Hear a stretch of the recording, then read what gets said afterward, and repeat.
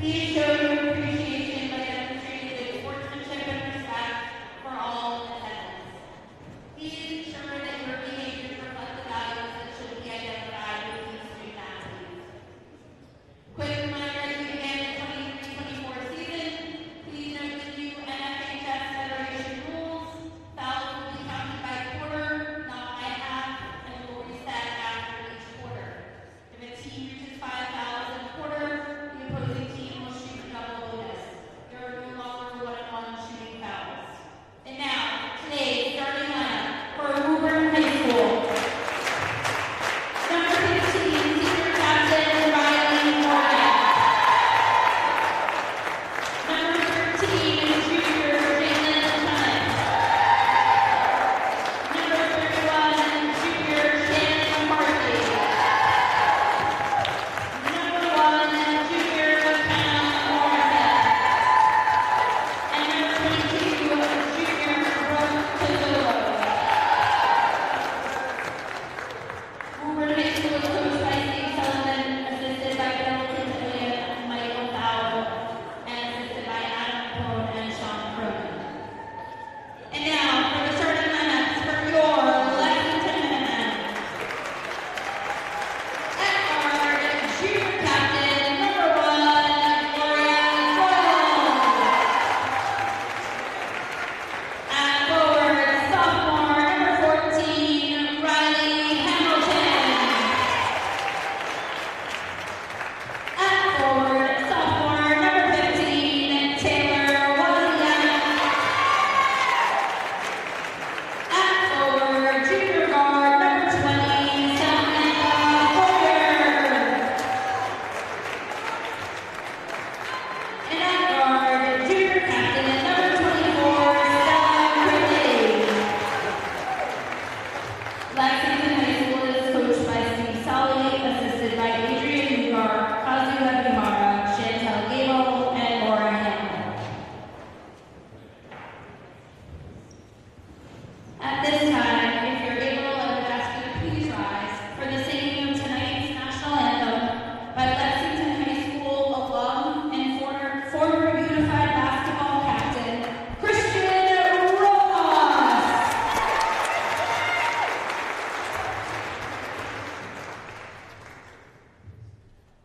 Oh, say, can you see by the dawn's early light what so proudly we hailed at the twilight's last streaming, whose bright stripes and bright stars through the perilous night o'er the ramparts we watched were so gallantly gleaming, and the rocket's red glare, the bombs bursting in air, gave proof through the night that our flag was still there.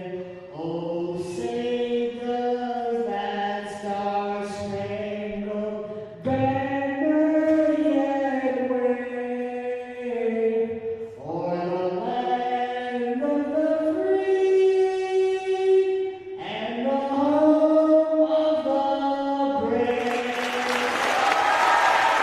Let's go!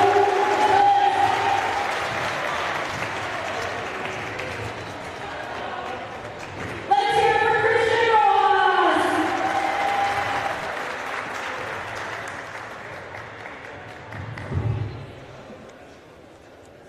We are live at Lexington High School, and for the third and final time in our high school careers, I'm Austin Raish, and I'm joined by Duncan Maloney, and we are very happy to be bringing you some Lexington girls varsity basketball. The Minutemen begin their home opener tonight against the Woburn Tanners. After taking a trip to Watertown and getting the job done there, they sit at 1-0, trying to go to 2-0 tonight. Austin has a very good chance going 2-0 and mix up in the starting lineups. A lot of juniors seeing start here and some seniors starting on the bench, but there's going to be a lot of movement, I think. There's going to be a lot of fluctuation in terms of what the roster says and who's on the court at what time. So a lot of different strategies at play here for Woburn and for Lexington. Riley Hamilton will jump for the Minutemen. Shannon McCarthy jumps for the Tanners. And we are off as McCarthy controls it for Woburn.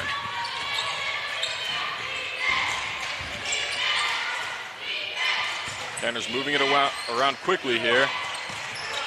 Pass is nearly thrown away. Fortier could not come up with it. Jalen Cuniff pressed tightly by her. 15 on the shot clock. Tight defense by Lexington here. McCarthy defended by Hamilton. Spins inside and lays it home. Big play from McCarthy. Get points on that long possession. Now Lexington's got to try and respond here quick.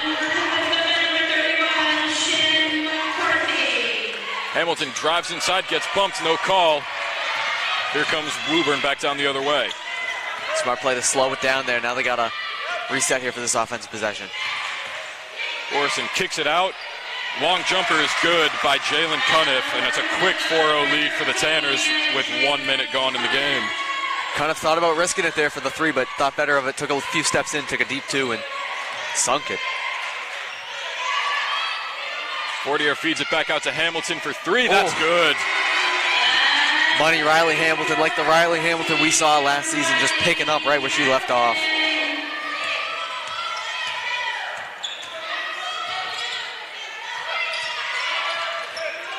Cuniff kicks it in the corner to Rizzo. We were moving it around. Morrison's shot is no good. Rebound Fortier. Grenady to Doyle, back, and it's blocked. She cannot save it out of bounds. Still well in. Defended there. Very interesting, sweet sequence of plays there. Thought it was going to go out of bounds multiple times, but it stayed in. Inside, a wide open man is Riley Morgan. Not a good start for Lexington. Woburn has been successful 3 of 4 possessions, so Lexington's got to tighten up defensively if they want to stay in this game. Hamilton gets called for a travel inside. And the Woburn crowd is starting to get into it a little bit. Woburn knows they have the energy here early in this game, and they're cooking right now. Kylie McCarthy comes into the game for Woburn.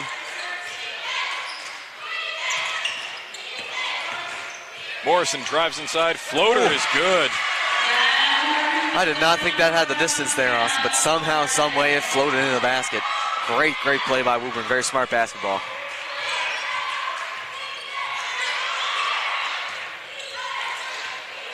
Hamilton trying to find something on the outside as Wozniak gets the pass from her. Grenady trying to go to work, kicks it out to Doyle. She drives inside, cannot get the up and under shot to fall. Good idea. Almost got over the rim, but just didn't have enough to get over. Woburn with numbers. Morrison fires away and connects. An 11-3 run to begin the game for Woburn. Timeout, Lexington. A very smart timeout for Lexington there. You don't want to get far behind, especially in the first home game of the season. You want to make sure you're gathered and you're ready to play. And Lexington's got a lot to think about here. After just 3 minutes of play, they are down 8 points right now. Not a great start to this one. And Woburn's been able to convert on a number of different chances. And I feel like the ball's just kind of bouncing their way right now. And when the ball's bouncing your way, when it's rolling in the hoop, when you don't expect it to, you have to roll with that. You have to take as many chances as you can while that's working for you. Woburn is also following that up with some absolutely crushing defense on their end. Lexington has only made 1 shot this game, and that's probably what they're discussing in that huddle, is how do you stop Woburn on really both sides of the ball? Like, I know it's still early, but Woburn has really dominated every aspect of this game in the first 3 minutes. And Lexington usually is pretty a sound team defensively, but right now it's just not there. Maybe early in the game, early in the season blues, but right now they got to get out of that. Got to get some points here on this possession. Little by little, a little becomes a lot. They got to start chipping into this lead. Stella Crenady rocking a new number will bring it up. The Minutemen quickly move it around. She moved from 2 last year to 24 this year.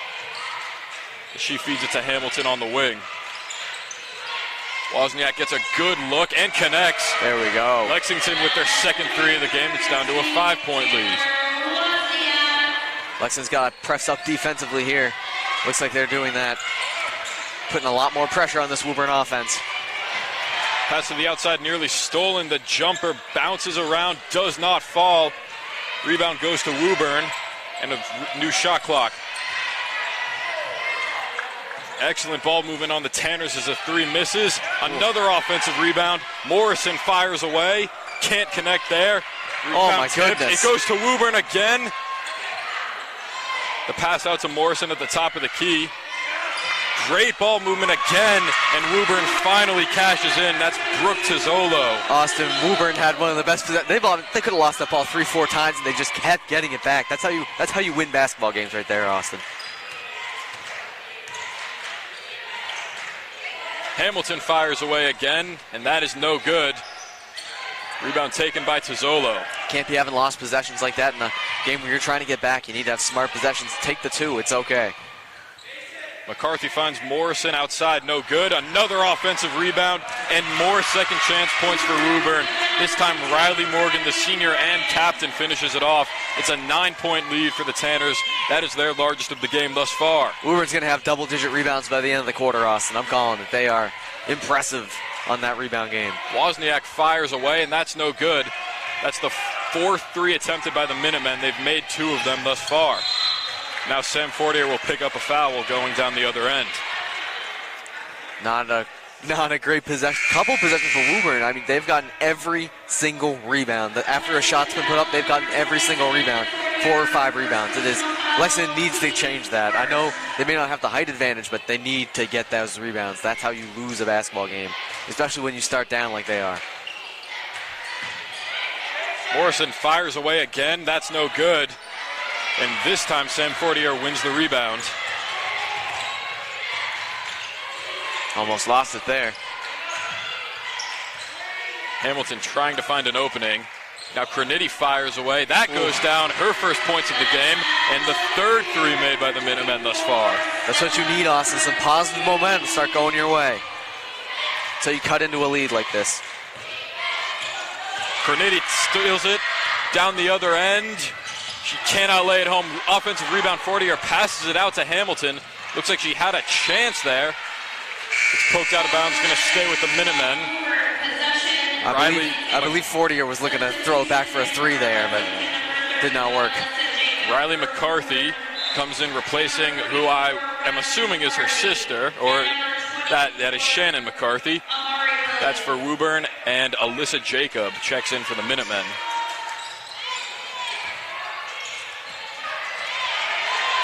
Good job by Jacob. Get the ball. Cronity trying to find an opening. Hamilton once again defended by McCarthy. Kicks it out. Cronity's 3-pointer is no good. Rebound swallowed up by Woburn. A lot of big shots not falling for Lexington. That's why they still trail at this point. Not hitting on the big shots. Good steal by Hamilton. Hamilton pokes it away from McCarthy. 2 minutes left in the first quarter as Cronity tries to find space on the wing. That's going to be a travel. Oh, no. Called something there. Just 1:54 left in this first quarter. Start getting closer to half, closer to the end of the game. You need to change. The call was an offensive 3-second violation on the Minutemen.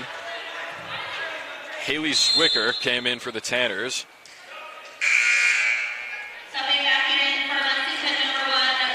And Doyle comes back in for the Minutemen. Looks like Zwicker will be playing out of the point here.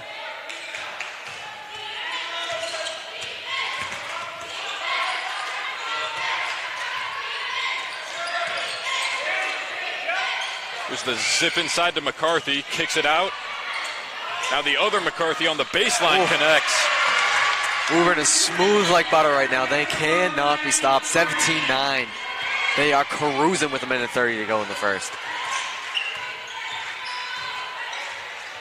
Cronity nearly lost it. Feeds it to Doyle, defended by Zwicker. Now Jacob wearing a pretty sizable brace on her right leg. Can probably explain why she was not in the starting lineup tonight. 10 to shoot for Cronity. Hamilton's 3-pointer is up and too strong. Offensive rebound by Doyle will reset the shot clock. Hamilton drives and will head to the line. Good job by Hamilton. Take that chance.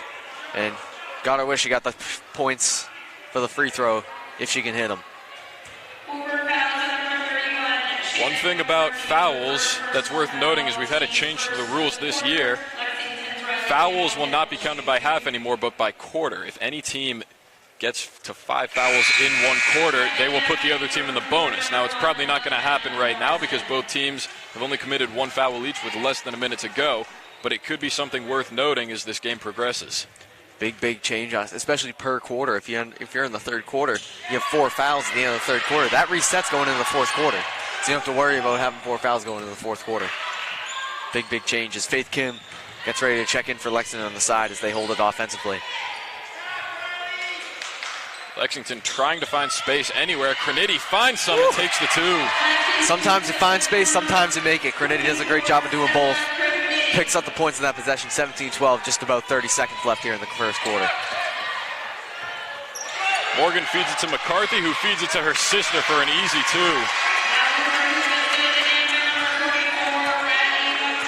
Shot clock is turned off for what could be the final possession of the quarter here. Oh, pass to Wozniak was almost broken up. Now the pass to Hamilton is. Morrison pulls up and connects. Morrison is on fire right now in this first quarter, making a big impact for the Tanners. Here's Crinity with 5. Wozniak fires and cannot bank it home at the buzzer. An impressive start for the Tanners here. After 1, 21-12 is their lead. And that is a tough start for the Lexington Minutemen, especially on their first game here at 2023-2024 on their home course. And there's a lot that needs to be talked about on that Lexington bench. Mainly those 3 points. I believe they only hit 2 or 3, and they had to put up at least 6 or 7, maybe even 8. So 3-point percentage not great at the moment. They need to start looking inside. Crinity, Hamilton, Wozniak, they made great plays going to the inside, picking up points. They just haven't done that consistently enough to the point where it makes a difference in the score, and that's why it's 21-12 at the moment.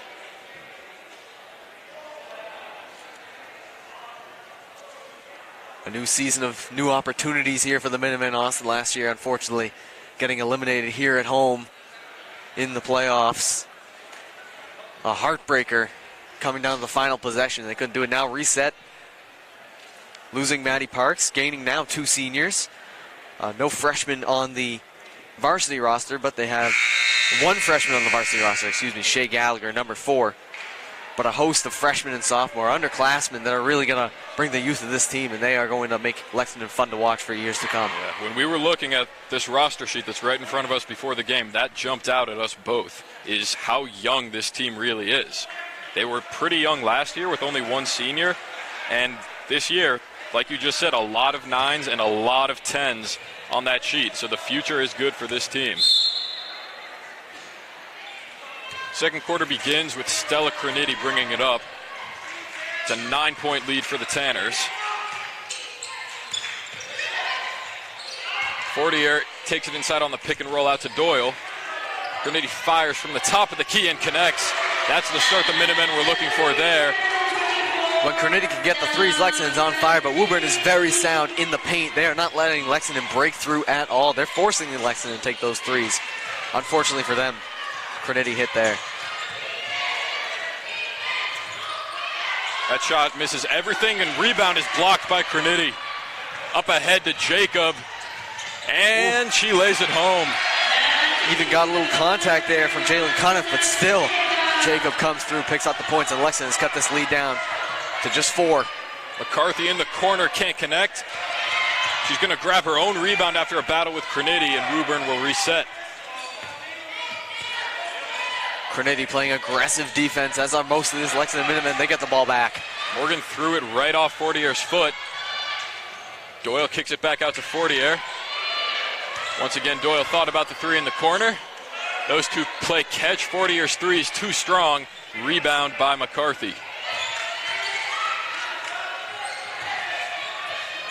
As you watch Woburn down here, watch how they do a great job of spreading this Lexington defense, making them make the paint become open. But that defense, really great at getting the ball away from Woburn. They nearly threw it away. Morrison's pass is tipped out of bounds. That might have been a pass or a shot. Who's to say? Woburn will keep it with 18 to shoot. Woburn does a great job of creating those one-on-one moments offensively where they allow a drive to happen, and they create those moments where they can maybe squeeze out a point or 2, but that time it got stunned away, but they still get the ball back. Opportunity to get points.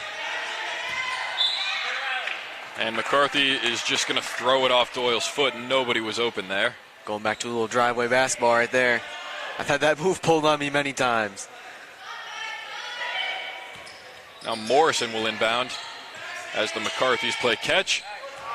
Morrison's pass is broken up inside. Fortier comes away with it, and another defensive stop for the Minutemen. Graniti on the other end feeds it to Jacob. She drives inside and gets another. Jacob on fire right now. Keep her on the court as long as possible. Woburn's going to take a timeout. That lead now down to 2:21-19. They are not going to take any chances. They need a timeout. They need to refocus because they have given up 7 consecutive points without getting one themselves. And during that 2-minute period at the start of the second quarter, Lexington was much better defensively, not getting spread too much, keeping the inside close. And so Woburn couldn't really break through as much. While offensively, they hit on more possessions. They were able to drive in more. And Lexington all around was just playing a more sound game for those 2 minutes. And we'll see what adjustment Woburn makes for these next however many minutes until the next timeout. But I think Woburn's going to make some pretty big changes if they want to keep the lead in this game. Yeah, what we just saw, that reminded me of the old Lexington team that we're used to seeing. And, you know, it's a new season. It might take you a minute or two to get going. But when this team is on fire, we know how deadly they can be. And that was a little glimpse of it there. And that's what Woburn's trying to slow the spread over right now. And at this point in the season, you definitely it's a good learning time. It's a good time to learn how your team is and how your team can build throughout the games. But you definitely want to see game-to-game improvement. So next game, you want to see Lexington start out much better in that first quarter. But right now, it's all focused on getting that lead back before halftime and maybe building a sizable lead of their own.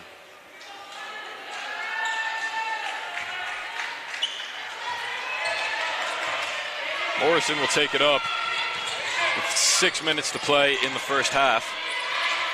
She's going to fire away, cannot hit. Rebound by Morgan, and it goes, and the foul. Tough break there for Lex. Playing tight, aggressive defense like that, that's going to happen once or twice, but trying to prevent the point, nothing wrong with that.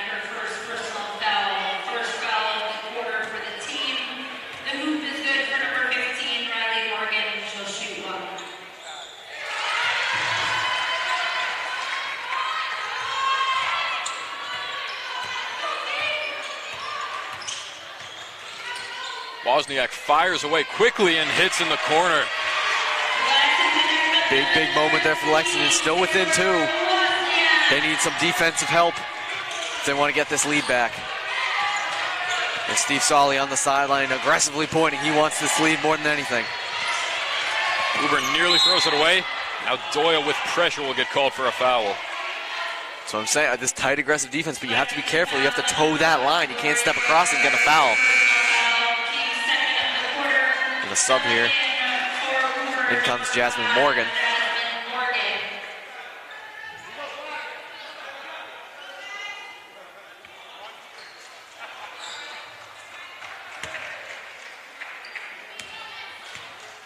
Kaylee McCarthy on the inbound there. Woburn gets to work. Tight defense again there, Austin. Morgan feeds it to McCarthy right after checking in. Now, the pass is going to hit off Doyle's foot. Woburn catches a break. They'll keep it here. Riley Hamilton's going to come in, taking out Doyle.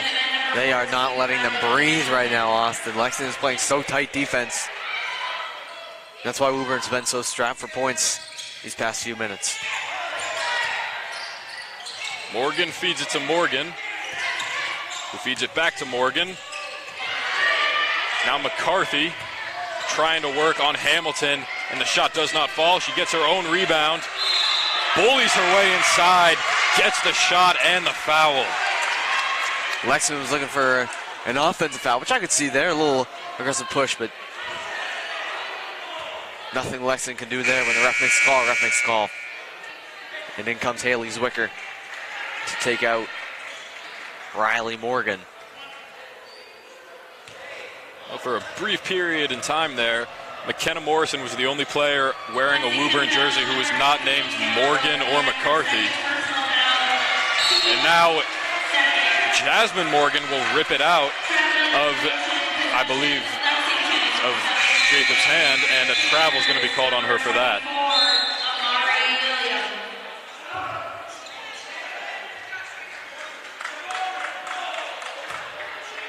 See what Lexington can do offensively. Down by 4, 4:52 remaining in the half. Still plenty of time to make something happen if they want to get this lead back before the half. Amari Williams, one of the Woburn captains, just checked in. As Hamilton drives inside and cannot finish through the contact. It's a good idea, but Woburn's defense too strong to break through at that time.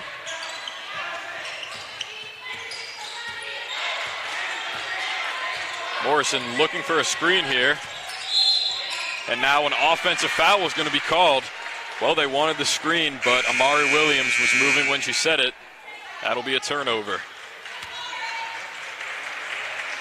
Now it's going to be Gloria Doyle coming back in the game and right in the inbound. Alyssa Jacob taking a seat. She was a force for some time there for Lexington, getting a much-needed rest.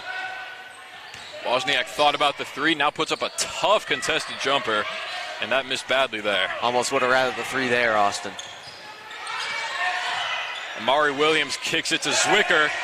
Beats Hamilton with the fake, but cannot finish inside. What a play that would have been. Good moves, but it's not worth it if you can't put it in the basket.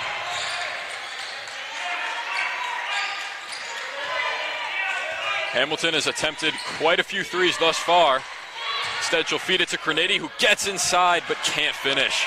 Good idea there, good idea. Just could not get it to get in the bucket. Morrison gets a screen, gets separation, but cannot hit. Portier going aggressively, kicks it out to Crenady. Doyle open for a moment, floats it up, no good. Gets her own rebound, out to Hamilton for three. No good again. Offensive rebound. Crenady fires away now. That one misses. Hamilton with another offensive rebound. Unbelievable, and Austin. now, after all that, it's broken up and turned over. Listen, when Woburn gives you a break like that, when you're able to break through, you have to finish. That's just how it's going to be in this game. And when you have possessions like that, it's a big waste possession right there, and that's a lot of time off the clock as well. Under 3 minutes left in this half. Morrison's jumper's no good. Offensive rebound by Amari Williams. Now driving inside and missing, but the rebound is put up and in by Jasmine Morgan. A lot of subs getting ready to go in for both sides. 2 for Lexington. And it looks like a whole new 5. Could be 5 for on the Woburn. sideline for Woburn. Lexington moving it around here. Crenady gets past Morgan, fires, but cannot hit. But hot hands there, dribbling, almost lost the Woburn defender, but just couldn't get it home for the 2. McCarthy kicks it to Zwicker. Her three-pointer goes down. It's back to a 9-point lead for Woburn. That equals their largest of the game with just over 2 minutes to play. A pressure shot for Zwicker, and she has ice in her veins. That was an easy 3 for her. Now 31-22. Crenady, nice feed inside to Hamilton, but it comes up short. Morrison gets past Crenady, pulls up again and hits. Timeout Lexington as Woburn's lead climbs into double digits. They lead it 33-22 with 1:51 left to play in the first half. Biggest lead of the game for Woburn, Austin, and they're playing great basketball at the moment. It is hard to argue why they have the 11-point lead that they do, and it seems like it was a shift back to how it was in the first quarter, where Lexington wasn't really breaking through offensively as much, whereas Woburn was hitting just about everything they could on offense. So another timeout, another chance for Lexington to regroup, maybe get a few points before the half, but it's hard to see them getting 11 points back at this point in the game. Well, Woburn called a timeout with about 6 minutes left in this quarter after only 2 minutes had gone by when Lexington jumped out to a 7-0 run. And whatever they discussed, it's working so far. They took what was a 2-point lead and have now stretched it to 11. And that's what we said, Austin, at that first time out. How were they going to adjust? How are they going to make it so that they could get the lead back and make it further? And Woburn did a great job. And for Lexington, they have not had the lead yet today, so there's a lot to work on. If they want to get something back here, they need to get within at least 2 possessions, which is possible. But they need a stronger defense and need a few more buckets to fall on offense if they want that to happen. Alyssa Jacob and Lottie Ash in for Lexington as the new strategy prevails. And Woburn, I believe it's the whole new 5.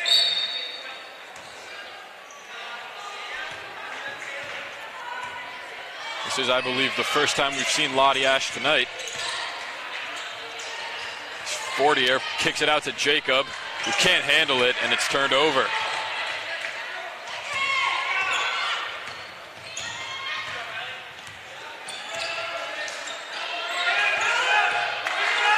Tight defense being played in the paint right now. Oh, Ash takes a spill.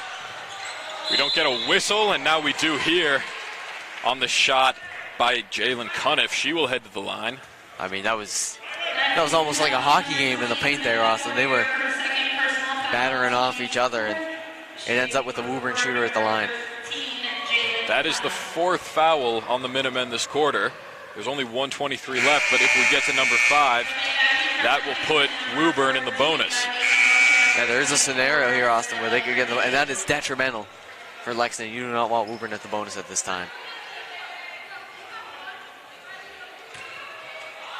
A lot of strategy being played out here at the free throw line. If this one doesn't fall, it doesn't. And it won't. Lexington's right there for the rebound with 80 seconds to play in the first half.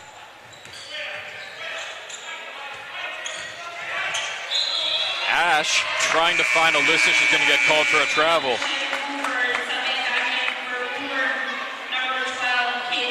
And Lexington, not what they wanted to see coming out of the timeout. And now a few more subs on the Woburn side.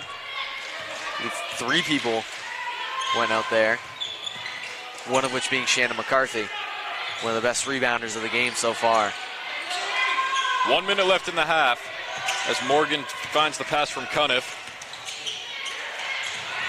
Good one-handed pass there for Woburn.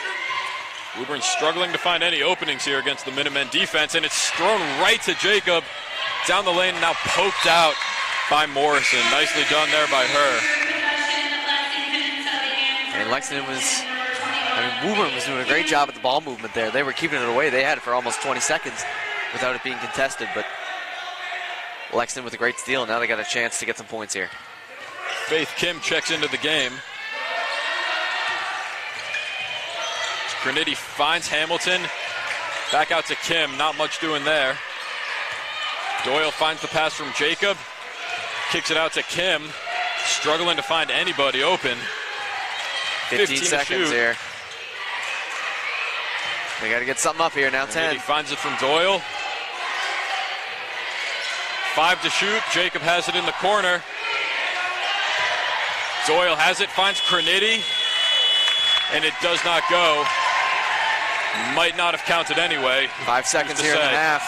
Morrison with 5. Guarded by Craniti. 3-pointer is up and short at the buzzer. After a solid 7-0 run, Woburn comes storming back.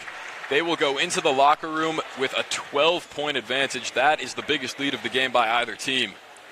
And Lexington has a lot to talk about in the locker room after a tough end to that first half, not like we saw in the middle portion of that first half. In between the end of the first and the start of the second, they definitely went back to how they started the game to end the half, and they got a lot to talk about. As for Woburn, great defense. Their offense is working well now. Everything they put up has pretty much gone in. So if they continue to be that lucky and they continue to get those bounces, then by all means it's going to be hard to beat them. But Lexington's got to have a chance. They got to put up better defense. Yeah, certainly a lot to talk about. A lot to talk about what went wrong in the final 6 minutes of that quarter and what went right during the first 2 minutes of it. You know they're going to want to go back to that for the final 16 minutes of this game. Second half will begin in about 9.5 minutes. I'm Austin Raish. I'm joined by Duncan Maloney here on LexMedia. We will see you then.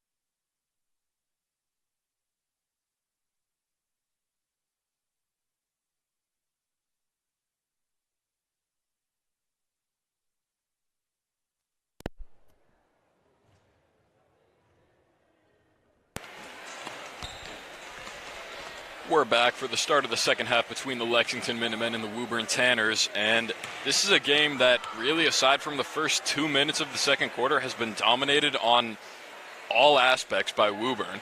They've played better defense. They've gotten, I'm not saying the Minutemen have been taking bad shots. It's just that Woburn has gotten more of their shots to fall, and in the rebound department, Woburn has gotten so many second chance points off of just more aggressive playing down low. So the Minutemen certainly have had a lot to talk about in the locker room. As we get started here, I'm Austin Raish, and I'm joined once again by Duncan Maloney. It'll be interesting to see if Woburn continues their tight defensive play without getting the fouls. That was a big thing. They did not get many fouls. I think they got one foul in that whole first half, opposed to Lexington got 4 in the second quarter alone. So Woburn has the way to play tight defense without getting the fouls and keeping Lexington from getting points. So interested to see if that continues or if Lexington can pick up those traits.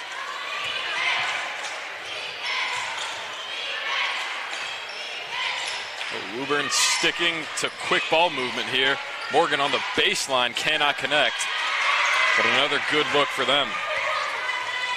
Lexington down on the other end. What a pass from Crenity to Doyle. Now Fortier out to Hamilton as she drives inside and cannot hit.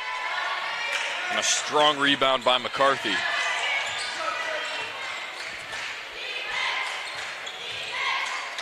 Morrison fires away from the top and can't hit. We've seen her take a lot of those shots. A lot of pull-ups, a lot of spot-ups. But it's clear that she is one of the best shooters on this team. That's something you don't want to see change if she cannot keep making those shots. Big detriment for Woburn if it happens. Crenity from way outside gets it to fall. And those are the first points of the second half, and points that the Minutemen have been looking for a while now. Desperately needed into cutting into this lead. Now just 9 points. Little by little becomes a lot, but Lexington's going to need a lot more than that. Cuniff can't respond. Doyle finds Crenity moving fast down the lane, and she lays it home again. That's how you're going to get Woburn, that fast play. If you let Woburn settle into the defense down there, you are not going to break through. But if you move fast, you can get in that lane and get points. No problemo. Inside, McCarthy left basically uncovered for the moment. Hamilton with a nice feed to Wozniak. That's a quick 7-0 run in not even 2 minutes. Timeout, Woburn. And that was just back to basics basketball. Lexington was just playing clean and classic, and they were hitting their marks, and it wasn't an issue at all. And that's what you need to see more of. As for Woburn, it's just going to be another timeout. All right, let's get reset. And they're going to try and go back to the way things were. And last time they called a timeout and did that, they did just fine. So I think it's more about Lexington's timeout. How do they keep it going? How do they adjust if Woburn adjusts? If Woburn changes their defense and plays more aggressive, more set towards the paint, how does Lexington get around that? Because Woburn's done a great job of not only not letting Lexington get through on defense, but on offense, they've done a great job of spreading that Lexington defense out so they can break through. We didn't see that much in the first 2 minutes, but that could change if Woburn changes up their strategy. I bet their strategy certainly will change. This is eerily similar to the situation that began the second quarter. Lexington went on a 7-0 run, and then in the last quarter it was with 6:06 left on the clock when Woburn called their timeout. Here they call it with 6:22.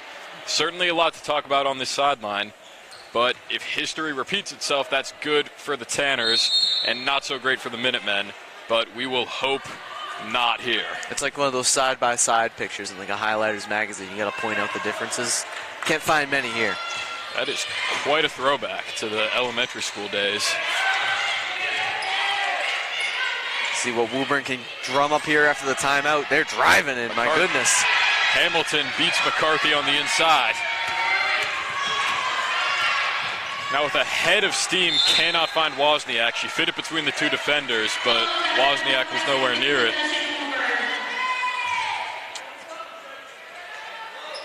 And now Woburn taking it up. 2 minutes gone. Officially 2 minutes gone now. Woburn, here comes the ball movement that we saw in that first half that was so successful.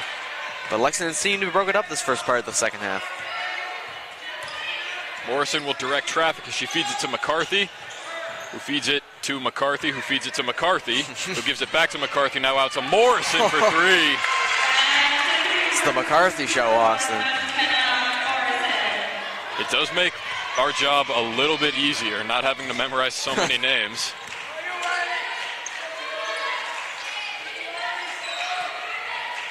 Doyle challenged by Morrison. She kicks it out to Fortier at the top of the key. Her floater is no good. She gets her own rebound. It was tipped right to her. Out to Cronity. She can't hit. Fortier keeps it in. What a save. Cronity comes up with it. Now Hamilton feeds it to Wozniak for three. It's short. Rebound is tipped back. Wozniak will keep it in the front court. But now a double dribble is going to cut this possession short. The ref almost didn't call that one. He was so surprised. He was like, oh, yeah, no, she's allowed to dribble. Oh, wait, nope, double. I almost thought it wasn't a double dribble. 4:55 and counting left in the third quarter. No fouls so far. It's been pretty clean, but pretty tight defensively. Not much getting through these defenses. Morrison once again has it near the top of the key. Cuniff in the corner connects from downtown. Woburn is a train, and you want to get off the tracks. They are moving right now. They are not slowing down for anyone. 40-29 right now, Austin.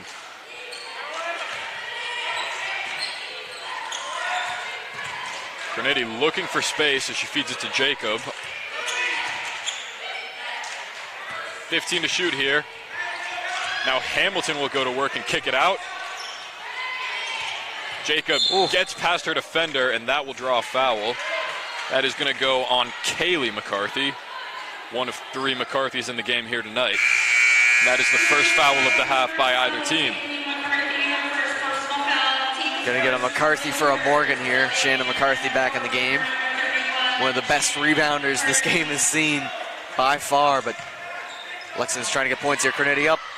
The quick three is no good, and it goes over the top of the backboard and out of bounds.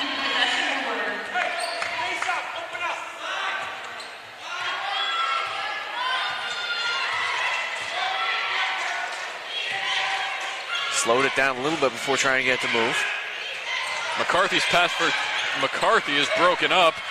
It's on the ground. There's a fight, and a jump ball will be called. Possession Lexington. These tight games, Austin. They're fighting for the ball, and I'm surprised we haven't seen a little more physicality as the game's gone on. It seems pretty calm. Both of these teams realize the bigger thing at hand. That's the W.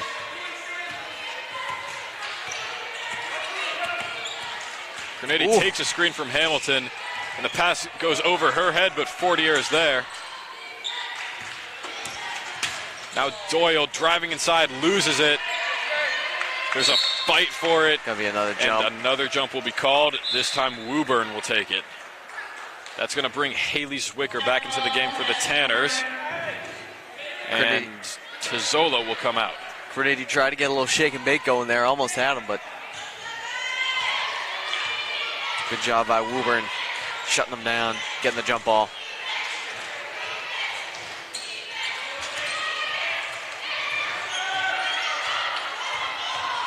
Leaving it pretty uncovered there as she came up to the three-point line.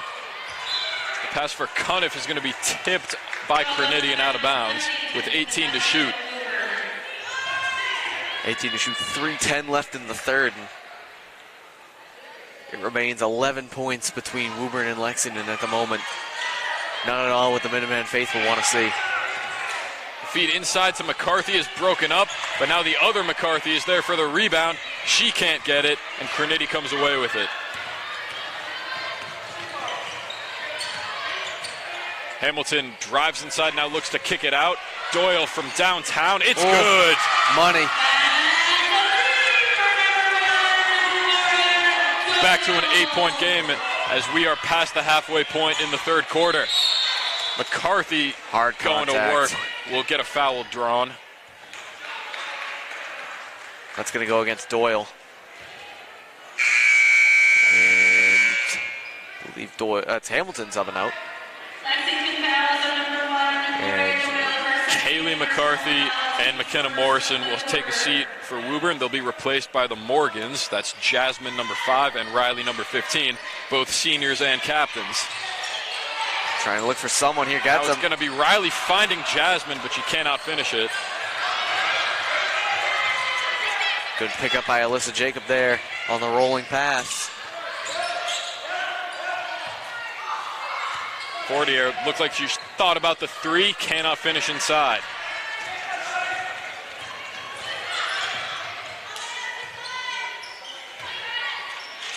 McCarthy finds Jasmine Morgan.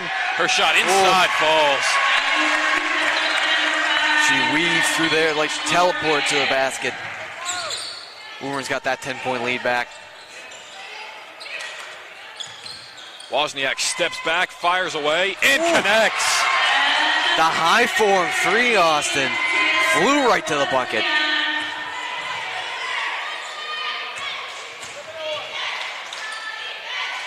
Zwicker on the wing finds Morgan, who gives it right back to Zwicker.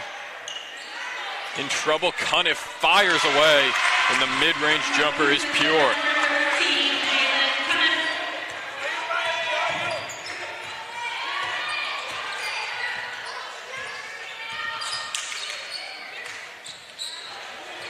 Cornetti fires in the corner, and it rims out. Rebound is fought for. That's going to be a jump. Lexington will keep it. And now a lot of subs here. 5 total. Multiple sides. For Lexington, at least, it's going to be Hamilton and Kim. One of the subs coming in. Woburn's going to be Amari Williams. Wozniak kicks it to Hamilton as we approach 1 minute to play in the quarter. Hamilton goes to work inside but can't finish. She was defended by Amari Williams, and she did get a step on her, just could not finish the play.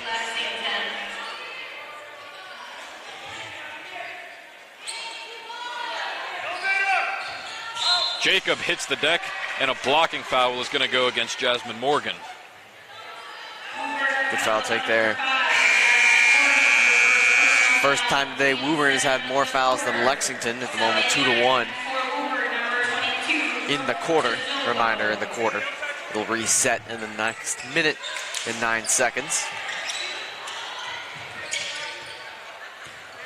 Fortier off the inbound, feeds it to Wozniak. She drives inside and gets the friendly bounce on the floater.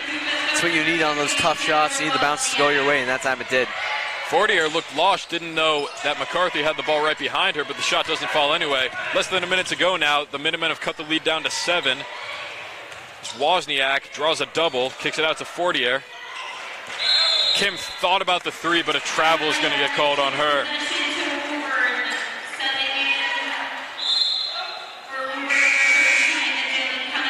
Getting some good rebounders back in the game for Woburn in the final 43 seconds. Probably about 2 possessions, maybe 3 if we're lucky, remaining in the quarter.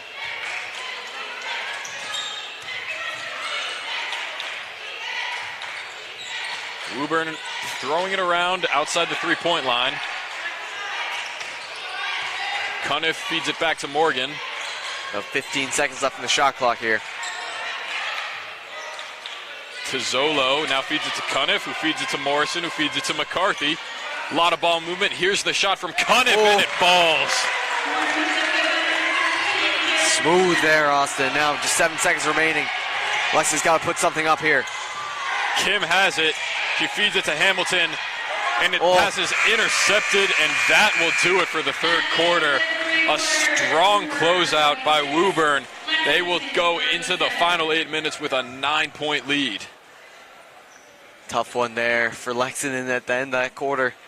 And they cut it down a little bit, but 46-37. Definitely a lot left to be desired for Lexington. They have cut down the lead a little bit, but there's still a lot of work to do in these final 8 minutes. Not only to get back 9 points, but to also keep them from scoring more points. That is going to be very hard to do. Yeah, again, we've seen flashes from this team. We saw it twice, once at the beginning of the third quarter, once at the beginning of the second, but once Woburn was able to take a breather and really discuss how to stop it, then it worked. And that is kind of troubling for the Minutemen, but they've seen what Woburn has. They've been at it for 24 minutes now, and now as they gear up for the final 8 minutes, they have to expect, or they have to at least be pretty good at guessing what's coming if they want to walk out of here with the win in front of their home crowd. 110%, Austin. And if you are the Minutemen, you got to work on spreading out that Woburn defense so you can break through and get into that paint, try and get some points. Because if you keep putting up threes, it's been great that some of them have hit, but that is not a very reliable way of getting points, especially not with 8 minutes left when the Woburn defense is probably going to be pretty pressured.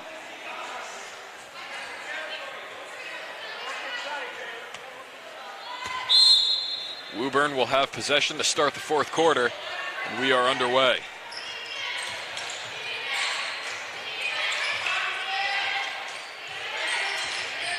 They are not going away from heavy ball movement as Morrison fires from the wing.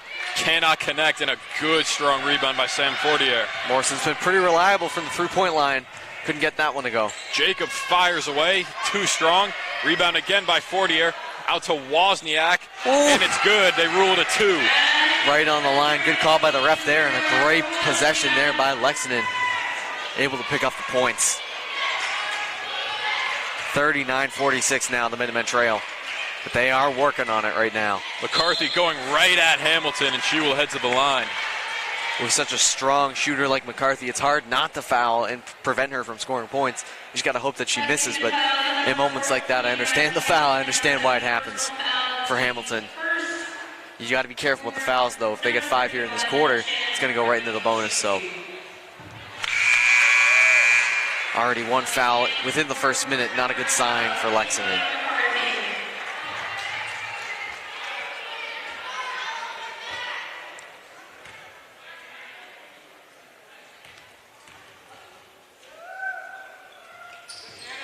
McCarthy makes them both. It's back up to a 9-point lead for Woburn.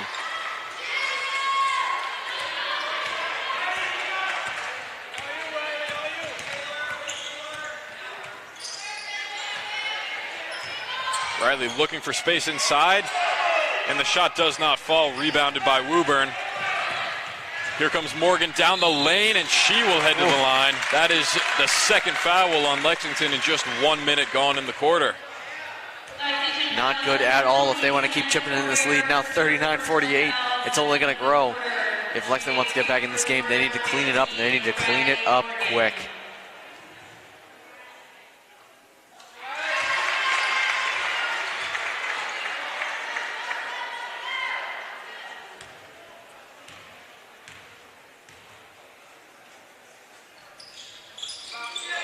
Morgan splits the free throws. An offensive rebound is thrown away. Crenity with 2 defenders in the area gets it to go anyway. That's what Lexington has to do. They have to take advantage of those miscommunications and those missed opportunities from Woburn. That is how you get back in this game. Coach Solly thought she was fouled there. He can't believe that it wasn't called. Regardless, it's 2 points nonetheless. You want every single point possible. Not blaming Solly anyway for fighting for that call. Here's another turnover. Jacob comes up with the steal. Now the Minutemen will slow it down a little bit. They trail by 8 as Jacob gets inside, can't finish with the left.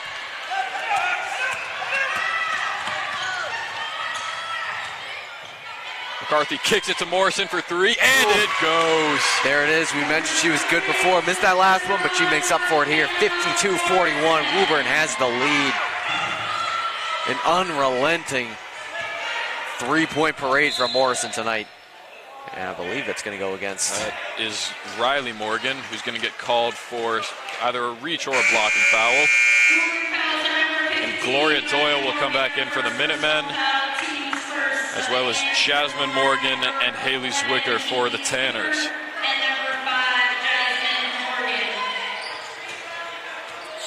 Big defensive moment for Woburn. If they can shut down Lexington here and get points on the other side, that would be big for them in keeping this lead. Crenity fakes, defended by Riley Morgan as she finds Wozniak for 3, and it's no good. And another defensive stop for Woburn. Morrison blows by Crenity. The floater does not fall, but there's Morgan for the offensive rebound. Lexington needs to get those rebounds. They can't afford to give Woburn extra possessions like that. Morrison finds herself open and comes up short, but another offensive rebound by Jasmine Morgan keeps the possession alive. Morrison and Morgan are like 1 and 2 right now. Right when Morrison takes a shot, Morgan is right there to get that rebound.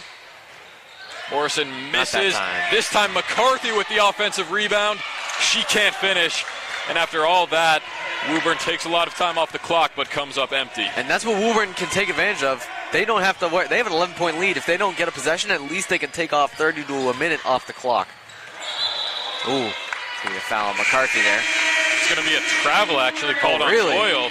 It looked like Wow. it was going to be a foul on McCarthy. Solid's going to take a timeout here. He needs to regroup. And 4:57 remaining in the fourth quarter. Trailing by 11. They need a monumental change right now to get back in this game. Feels like we haven't seen this team play like this team since the start of the second half.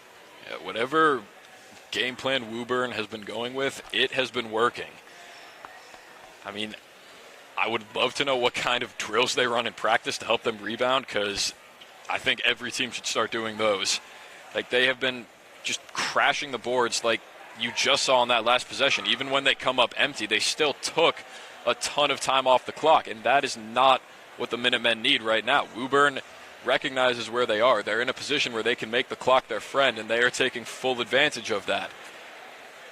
100%, Austin. And one thing Woburn's also doing very well, while they're taking time off the clock, they are tiring Lexington out. Lexington is a tired team right now. And when you're a tired team and you're trailing, you got to dig deep to get those points. And right now, Woburn, I'm not going to say they're in cruise control, but they can definitely afford a possession or two before they have to start worrying about Lexington catching back up because of how they've been playing defensively and offensively. So a lot of positives for this Woburn team, and Lexington, they got a few things to work on. They got 4:57 to get back in this game. Their offenses seem to have ground to a standstill right now, and that is certainly going to have to change here as we prepare for the final 5 minutes.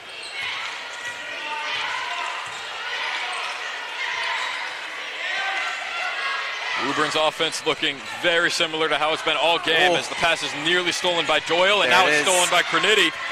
She's down the lane. Morrison comes back, and Cronity will head to the line. Solid foul there from Woburn, and great job by Lexington staying after it, eventually getting that interception that they needed. And now they got a shot at the line. 3 points, Austin. You never turn away 3 points, especially not at this stage of the game.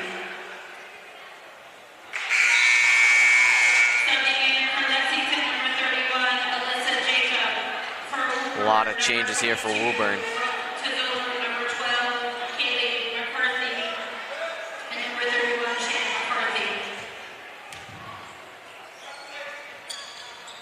Cronity makes 1 of 2 at the line. That's only going to cut the lead down to 10 for Woburn.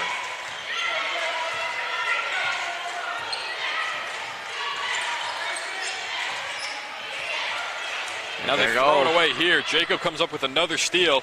Minutemen with numbers. Doyle finds the ball and lays it home. It's now down to an 8-point deficit. Wonderful execution of a 2-on-1 there by Lexington. Great pass by Cronity and great finish. And the Minutemen now 44-52. They're getting closer. And Woburn keeps missing shots like that. They're going to keep getting closer. There's a fight for the rebound. Oh, it's taken by somebody, and a foul is going to be called against, I believe, Woburn. Saw the Woburn coach shaking his head in agreement. That's Stephen Sullivan. He knew that one was going to be a foul.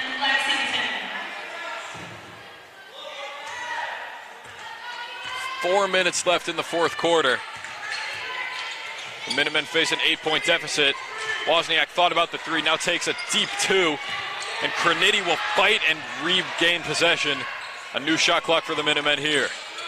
Great rebound by Cronity. Lexington's got to get points here if they want to make up for it.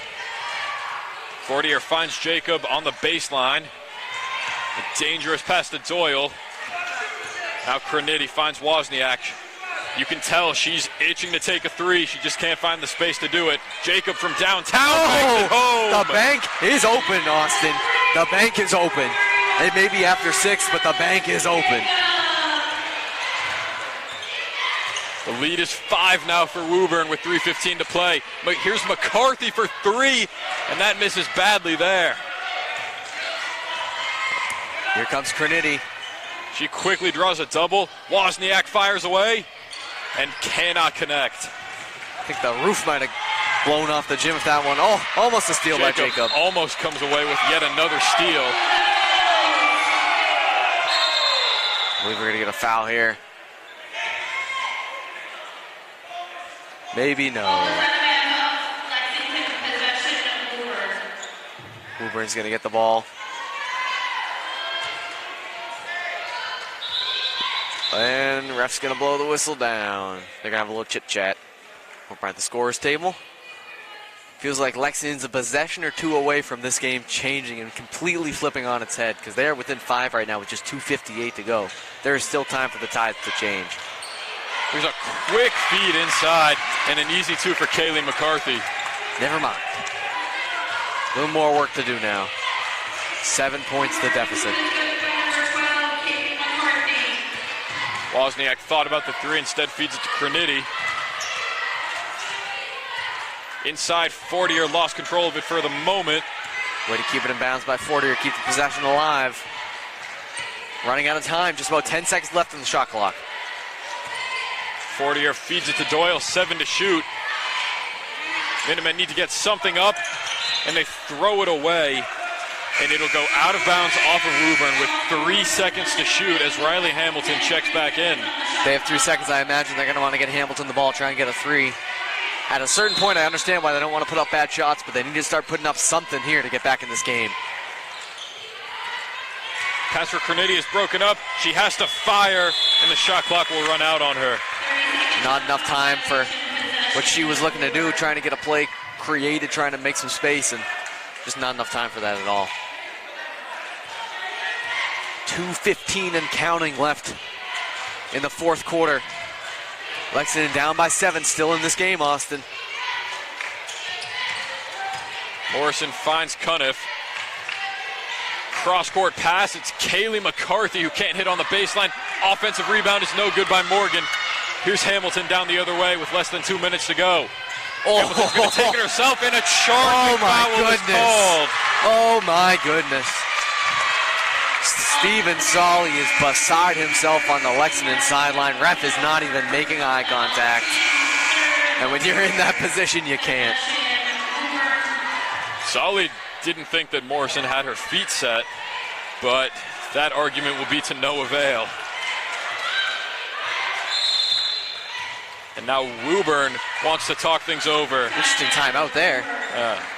They're up by 7, 1:49 left. Not much to talk about other than maybe changing the defense a little bit, but I feel like you would wait for Lexington to take a timeout to do that. You did not need to make something happen there, and it felt like for the past 2 or 3 possessions, Woburn had actually gotten back ahead, and they had been building on the momentum, taking it away from Lexington, but they're going to take a timeout here. Very strange by Stephen Sullivan. Yeah, this is certainly interesting, like you said, Duncan. I think you would want to wait for the Minutemen to call one of their timeouts before you talk things over, because your Woburn is pretty clearly in control right now. So I'm not sure why they would want to slow things down, but maybe closing out games is really important to them. Maybe they have some specific strategy for doing this. And I do think part of it is getting ahead. Maybe they are planning ahead. Okay, we're going to plan for our defense to be stronger in this scenario in case Lexington starts to get a few baskets. We don't want to have to call a timeout later when Lexington has all the momentum. We're going to take a timeout now and get ahead of it. I could maybe see that, but I don't know. I've never seen a shirt the color blue that Stephen Sullivan has on that Woburn sideline. Yeah, that's interesting attire. Dark ocean blue, I would call it, but not even like deep. As some hybrid. Jim continuing to fill in. Reminder, we have another game after this, Austin. The excitement does not end in 1:49. But boy, do we have an exciting 1:49 for you. Woburn just trying to run as much time off the clock as they can. They have 20 to shoot. Tight defense by Fourier. Morrison finds McCarthy. That shot is too strong, out of bounds off of the other McCarthy. Lexington's going to get the ball here. Big opportunity. I would like to see a 3 here. I would like to see a 3.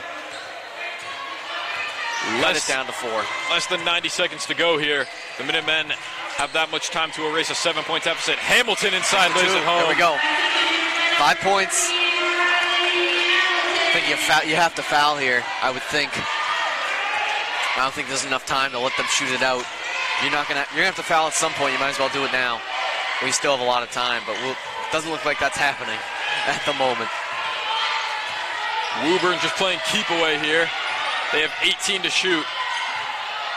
Morrison finds McCarthy inside, and the shot falls, and the foul. Absolutely brutal, Austin. Under a minute to play. Lexington did not need that, and there it is, 56-49. Shannon McCarthy may have just put the dagger in Lexington's heart. It's a 7-point lead pending the free throw. It is now an 8-point lead for the Woburn Tanners. That might have been the nail in the final coffin there, Austin. And now 50 seconds. Lexington's going to be moving quick offensively. Definitely going to see a foul if they can get points here. Grenady drives inside, kicks it out to Fortier. Now Hamilton on the wing. No good on the three. Rebound McCarthy. The Minutemen have to foul soon, and they will here. 37 seconds left, and I believe the phrase too little too late does apply here, Austin. There is a little too many points and not enough time for Lexington to get back in this game at this point. That foul was Lexington's 5th of the quarter, so that's going to put Woburn on the line from here on out.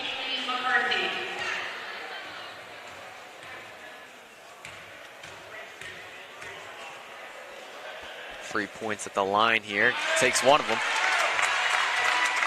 Oh, this is an area that Woburn has been very good at tonight, making Lexington pay for sending them to the line.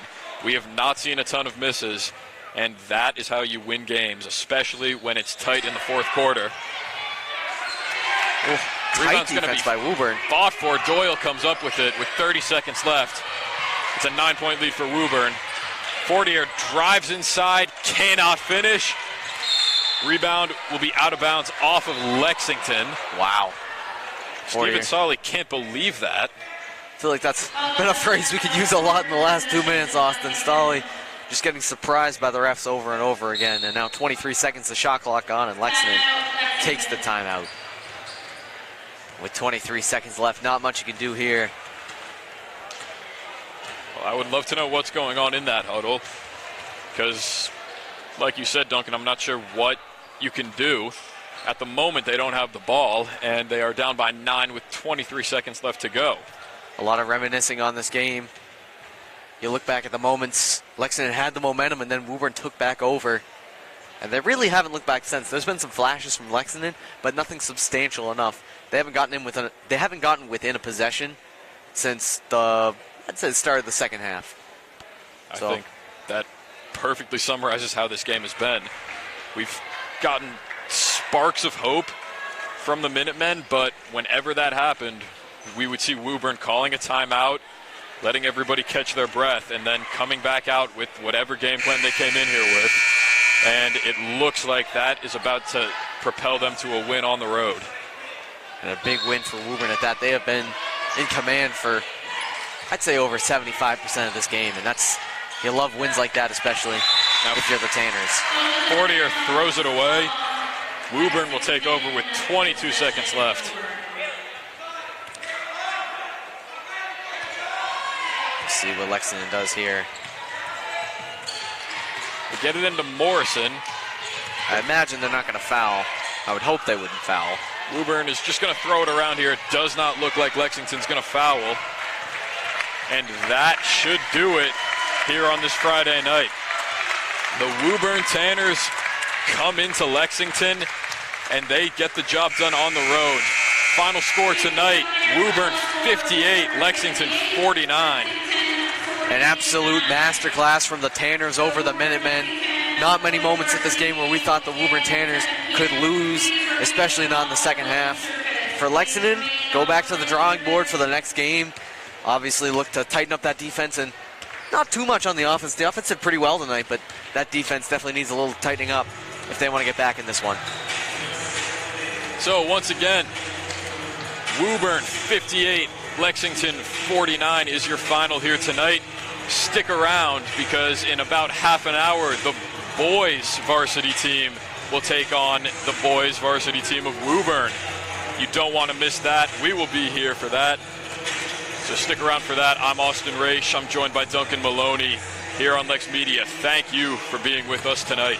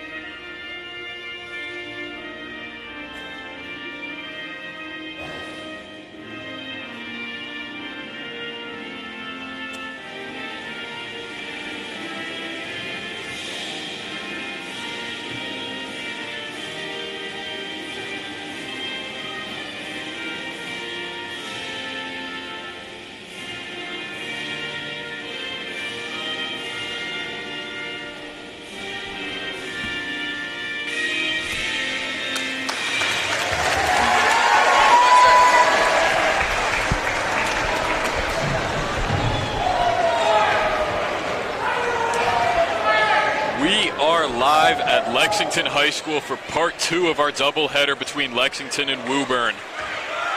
Just moments ago, we saw the Woburn girls team take down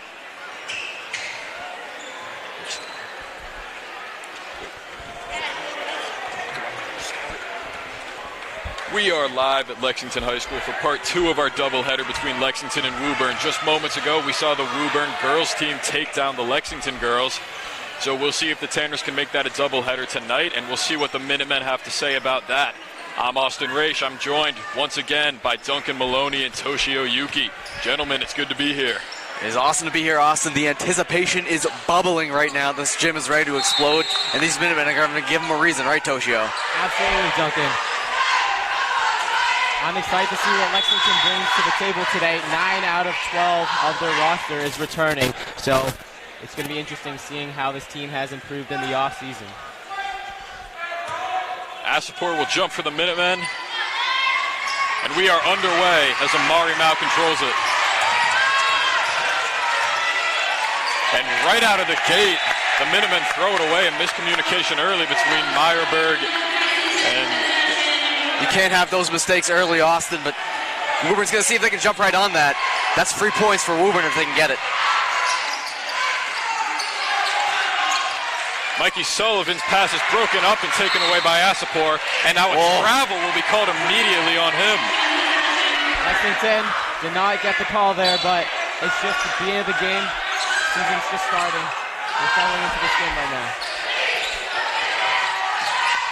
DeFelici on the inbound there. He's got the ball right now. He's going to work on Jaden Ellison. As his pass is broken up, stolen away. Here comes Meyerberg down on the other end.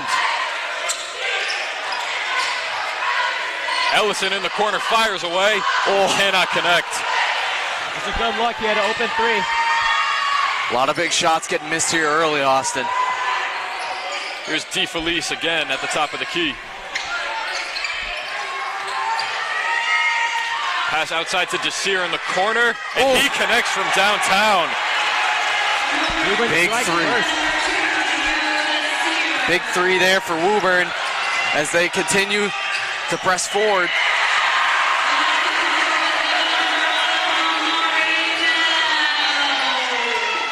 Woburn continues to fight forward here. O'Brien feeds it to DeFelice, who lost it for a moment. Once again defended by Ellison. 15 to shoot as he drives inside and cannot bank it home. Rebound Stevens. Dangerous pass up ahead to Meyerberg is nearly lost out of bounds, and now that one will be. That is the 3rd turnover of the game thus far for the Minutemen. And Lexington just got to settle down here. The Mares are getting to them. Just slow the game down and do what Lexington does best on offense. See how Woburn does on the inbound here. Got a nice piece of tape from the ref. As Woburn looks forward, 3-2 at the moment with 6:20 left in this first quarter. A lot of room for improvement on both sides.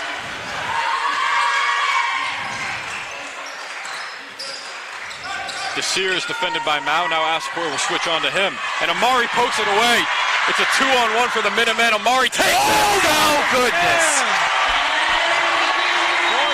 Points for Amari. Now he got the crowd going there with that jam. They are jumping in the student section, Toshio. Silentman is left open. And just like that, Woburn takes the momentum right back. It's going to be one of those games, Austin.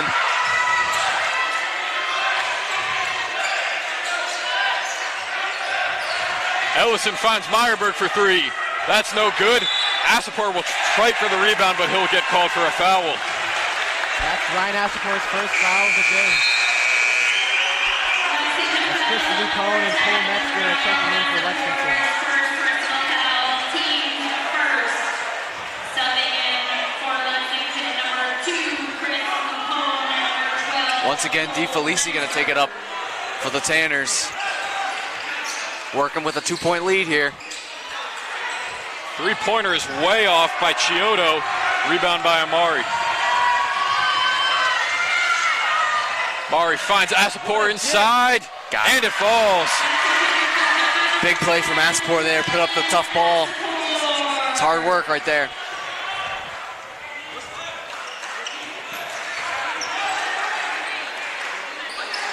Guerrier defended by Asapor as Natif Elise will find the pass. Asapor switches on to him. Ooh, Sullivan tough defense. gets bumped by Lapone, and a good no call there. Guerrier defended by Mao inside, cannot hit. Rebound is poked out of bounds. It will go to the Minutemen. We get a sub in for the Tanners. In comes Jacob Altman. He's going to be tight on Amari Mao off the jump. Woo. See his burst of quickness there.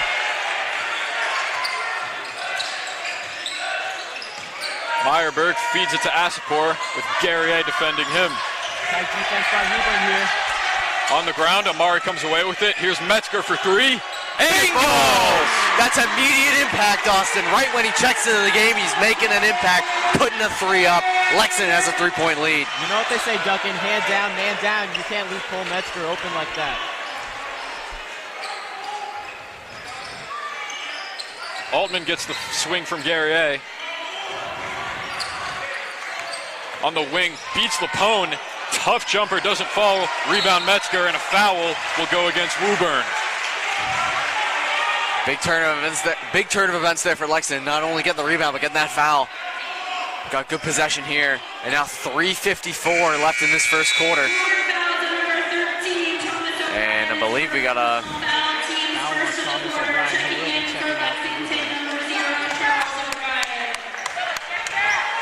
Charlie O'Brien comes in for the Minutemen, and someone needs to inbound this. It'll be O'Brien. See how he does right off the bench. Good inbound there to Lupone.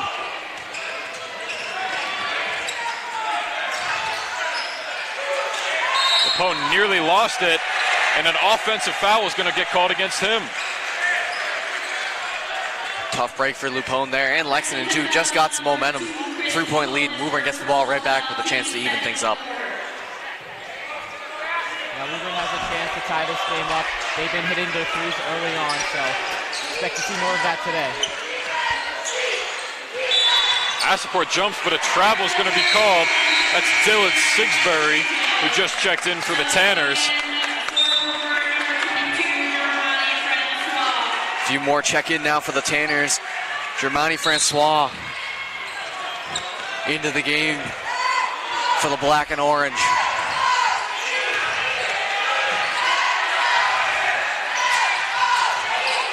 Asapor driving inside on Francois, and it falls for him.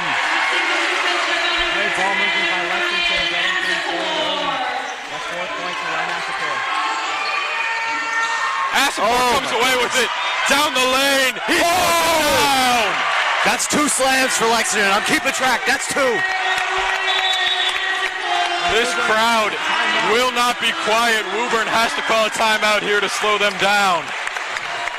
A big timeout here for Woburn. They're going to regroup 13-6, just 3:06 remaining in the first quarter. 5 minutes gone by, and it's pretty much all Lexington at this point of the game.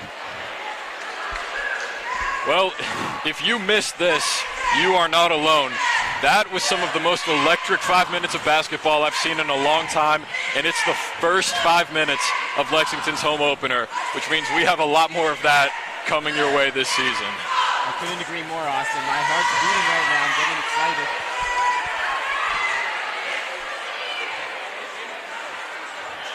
And now in the timeout circle, Woburn is going to be talking a lot more about defense, but I don't think so much about defense as much as offensive control, because they had 2 fast breaks that turned to slam dunks. That's not only 2 points, but that's a huge momentum breaker for the Woburn Tanners. Absolutely. It's all about ball control, just making sure you take care of the ball properly so that Lexington cannot get those easy fast break points. See what Woburn has in store here coming out of the timeout. Woburn has a brand new coach and a pretty new coaching staff this year. Coach Hobbs told me before the game that you don't really know what to expect from them, especially with a new coach who's getting used to his new players. They can throw anything at you, so the Minutemen have to stay on their toes here. On the other hand, it will take some time. Asapor with another steal, down the lane again. Asapor is on fire right now.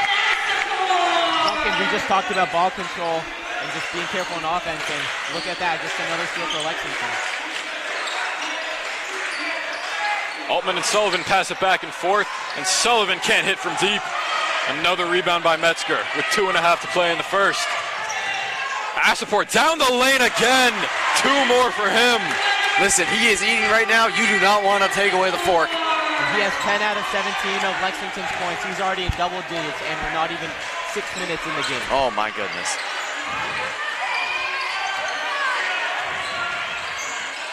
Altman trying to find somebody here. Francois draws a double on the wing, and he throws it away.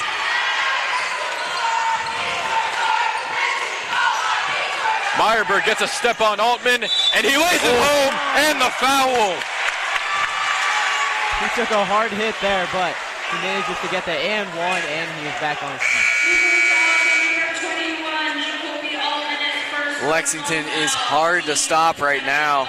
And now each team at 2 fouls. This one's going to go to the line. 3 points if Meyerberg can take them.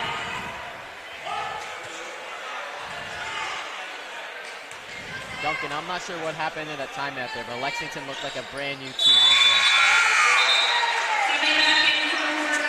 Amari Mao will come in for Meyerberg after hitting the free throw. Lexington has cracked 20 points here in the final 2 minutes of the first quarter. DeFelice holding it front. He's got O'Brien and Mal working on him. That pass is tipped and stolen. Amari tipped it. O'Brien comes up with it. Here's O'Brien down the lane. Oh my goodness. Charlie O'Brien there. Timeout Woburn with 1:32 left in the first quarter. The Minutemen lead it 22-6. What a great effort from Lexington here, especially on the defensive end. I don't know how many times they've stolen the ball from Woburn, but that 2-3 zone is looking like a force. Minutemen on fire right now, and if you're Woburn, you just had a timeout to try and fix things. This is not what you want. First year with the new coaching staff, going into a game on the road and performing like this off the rip. Definitely going to take some time to get used to for the new coach.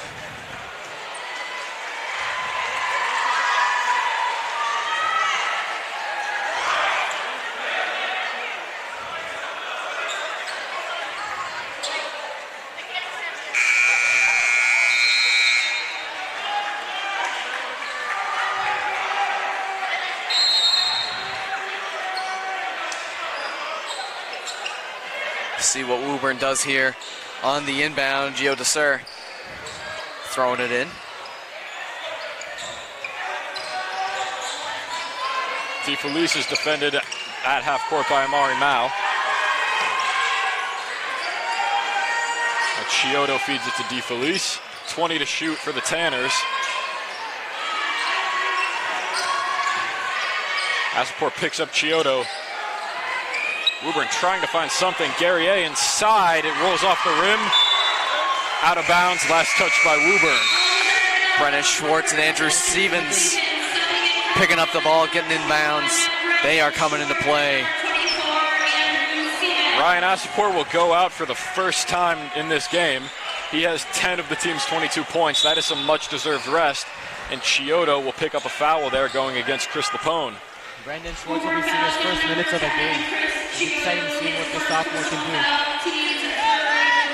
60 seconds and counting now. Lexington trying to get some more points before the quarter ends out. O'Brien fires away. And downtown. Charlie O'Brien is on fire right now, like much of this Lexington team. Guerrier inside, blocked by Schwartz. Lapone on the other end. Shot clock and game clock almost completely even here. Stevens fakes, finds O'Brien inside after it was tipped. O'Brien, what a fake inside, and it goes, but an offensive foul is going to wipe it out.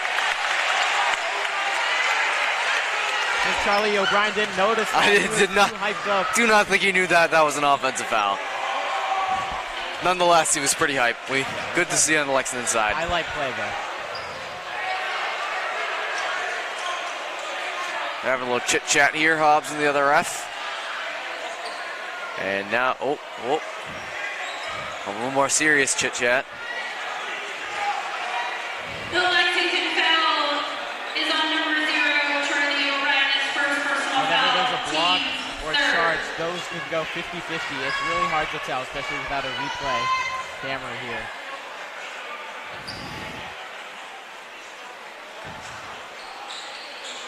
Still having much deliberation on the sideline as play resumes. And the black and orange get to moving up the court. Could be the final possession here of the first quarter. With 10 seconds left. DeFelice at the top of the key feeds it to Guerrier with 5. Inside, it's broken up off of Woburn with 3 seconds left. Lapone gets it to O'Brien.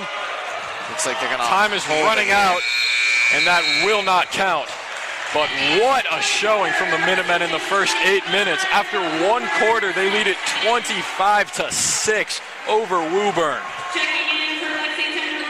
After quick 6 points by Woburn, Lexington's defense has really stepped up, and also their offense. The confidence has been showing. The chemistry has been building. It's been a great first quarter from Lexington.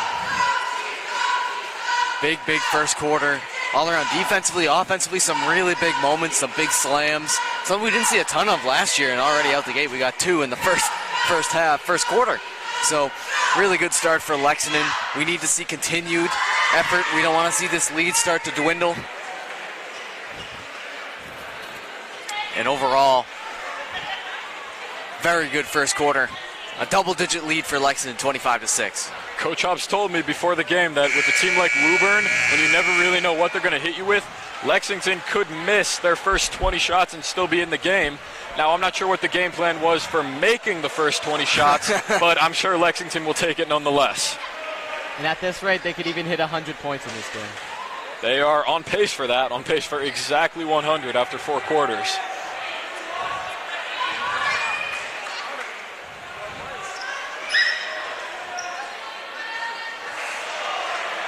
Woburn, a little delayed out of the huddle here.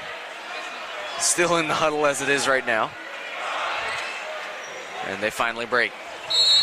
Lexington will be having the same lineup that just ended the first quarter here.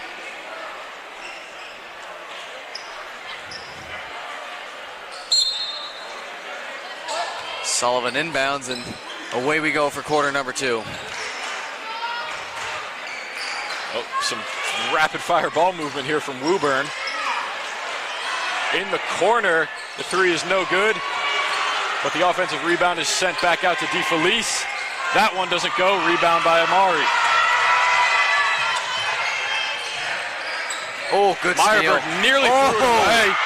A man hits the deck. Schwartz in the corner. Cannot hit the 3. And a foul is going to go against Lexington before the shot. I believe that's going to be on Stevens, number 24. Oh, no. Turns out it's a 3-second violation. You don't normally see many of those in a game.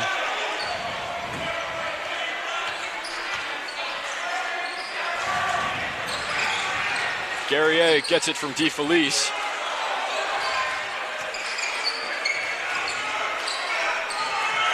Woburn trying to find something inside. DeFelice fires and cannot get it to roll. Good rebound by Lapone. Up ahead to Amari. Over to Meyerberg for 3. Rebound Schwartz. Inside, cannot get it. Now a fight and a foul is going to go against Schwartz. Good sell by Sullivan trying to get the charge. Unfortunately, did not work that time. He laid out fully on the floor. Jaden Nelson will be checking in for Lexington. Chris Lupone will be getting a breather here.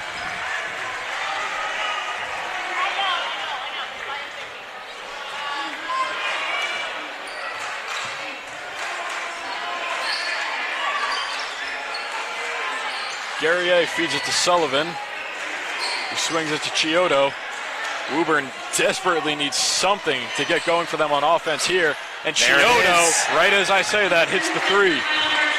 Right on cue. Austin couldn't have planned it up better. Woburn looking to get back in this game. It starts with that 3. Amari aggressively going inside. And I believe a reach-in foul is going to go against Woburn. It's going to bring Ryan Asport back into the game for the Minutemen. He'll replace Brendan Schwartz, and Dominic Caffarella, that is, will come in for Woburn. Out goes DeFelice. It's been a horse for them. He's a starter. Asport gets inside, can't finish through the contact. Woburn going fast-paced. Sullivan lays it home. Believe it or not, that was their first two-pointer of the game. With the 2-3 defense, you normally see a lot of three-pointers, but they took advantage of that fast break there, and Lexington calls it. First time out of the game. And good on Lexington coach Hobbs getting ahead of it. They're up 25-11. It's far from close right now, but getting ahead of it. He sees the tide starting to change a little bit. He knows he needs to make a change defensively and possibly offensively to make sure they secure this lead. It's very similar to what we just saw in the game before this, where the coach of the Woburn's girls team would often call a timeout whenever the Minutemen seemed to find their feet a little bit and get back into the game. He would call a timeout, give everyone a breather, let them talk it over, and stick to their game plan. And in the end, that is why Woburn ended up walking out of here with the win. See if a similar strategy upholds for Hobbs and the Minutemen. Well, these two teams faced off twice last year, one time in this building, the other time in Woburn, both of which were double-digit victories for the Minutemen. The one here was, in fact, a 20-point win for them. So you know Woburn might have revenge on their mind tonight, but they have a long way to go if they want to get there. Just because they're up 14 doesn't mean that the victory will come easy. Woburn will keep fighting and fighting back again. Good pass into Stevens as Lexington goes to work. 6:11 and counting left in this first half. Stevens driving in, and his pass is broken up, intended for Asapor in the corner. Sullivan got a hand on it. It's a good idea. Asapor is wide open in that corner.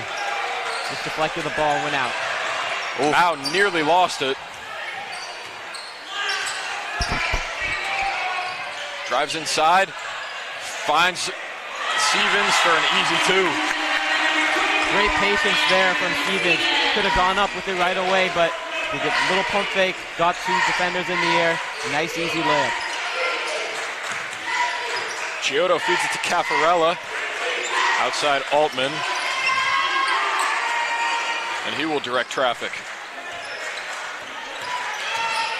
Altman drives inside on Mao and cannot get the contested jumper to fall. Good rebound by Stevens. There's a fight for it. And a foul is going to be called against, I believe, Woburn. That'll be Jacoby Altman's second foul of the game. Got to be a bit more careful here on the defensive end. Stevens working the sideline, and a foul will go against Guerrier this time.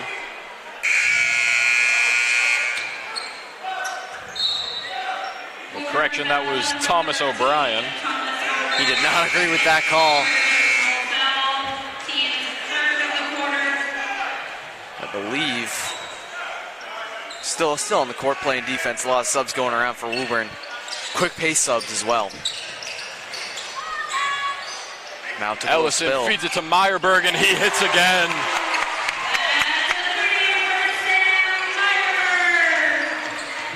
He's got two triples in this game. 5 minutes remaining in the half. Woburn's got a lot of work to do. There goes Mari Mao takes the steal. Down the lane again!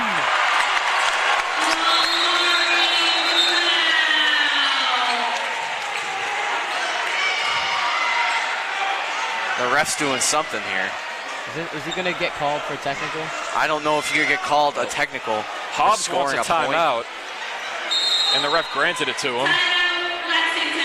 So I'm not sure what the other call was, but as far as we know, Lexington has a timeout. They also hold a 21-point lead with just under 5 minutes to play in the half. Very, very interested to hear the deliberation of the refs. I'm going to assume it's not for the dunk. But maybe something afterwards. Taunting after the hoop, maybe, but seemed like a pretty normal basketball play to me. Didn't seem like it needed any extra whistle, but Lexington's gonna rally the troops, maybe tell them calm down a little bit. You got a good lead, let's let's coast right now. Let's match their points. We don't need to go crazy right now. Normally after a crowd lifting dunk like that, it's easy to get a bit caught up. But, you know, that timeout's going to get Lexington back on its feet. 100%, Toshio. Couldn't agree more. Now has been a menace on both the defensive and offensive side. He's got 6 points in this game. I think he's got like 6 steals, something like that. And apparently he can dunk too. And he just let a ton of people know that. Dunks at the high school level, they really come at a premium. But we've seen 3 of them thus far tonight. And I'm looking forward to many, many more as the season progresses. Three-pointer is no good, but grabbed and out to Sullivan, and that's good. Mikey Sullivan, a force on this Tanner team, trying to rally Woburn back to the lead. He is very tight on that defensive side. Now takes the pass from Meyerberg, out to Ellison now, and that's stolen away. Here's Sullivan. Woburn has a 3-on-2. Ellison gets bumped. The shot is good, and a foul. Mikey Sullivan has a chance for a quick 6 points at the line.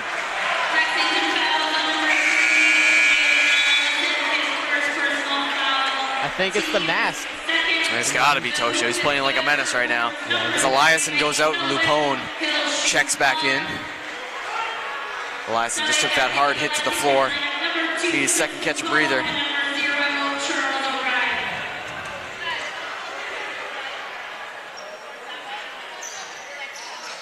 Unfriendly bounce on the free throw is going to keep the lead at 16 for the Minutemen.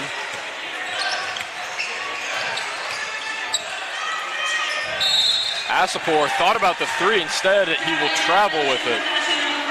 These refs have been tight with these traveling calls. We've seen that time and time again. I think that's Asapor's second or third this game. Just got to be a bit careful with the feet. Don't look now, but Woburn's getting closer, inch by inch. Oh, And there it goes. Stolen away by Mao. Come on. He drives down and lays it home. I believe the refs told him to take it easy on the dunking, which I very much disagree with. I would love to see another dunk from him. I don't think we're going to, Toshio, unfortunately.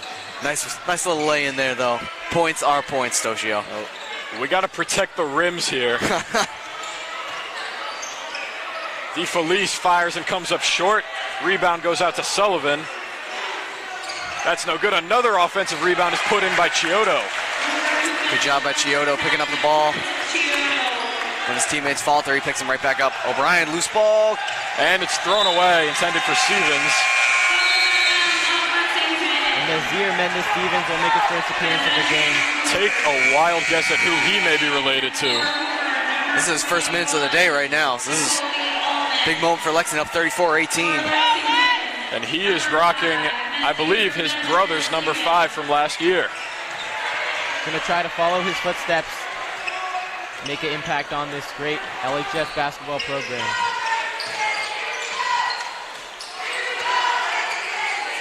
Sullivan feeds it to Chiodo. In the corner, the 3 goes down. Dylan Sigsbury gets involved, and the deficit is down to 13. Sigsbury's first of the day and a big impact there.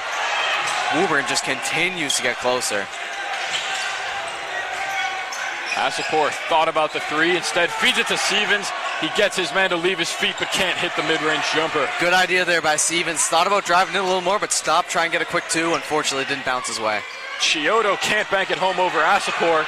Offensive rebound is no good after a hard fall to the floor by Gio Desir.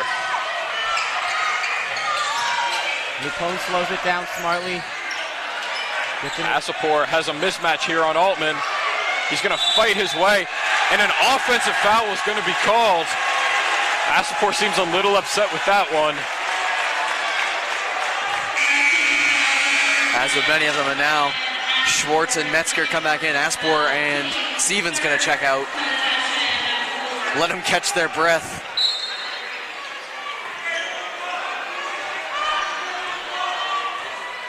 Here come the Tanners up the court.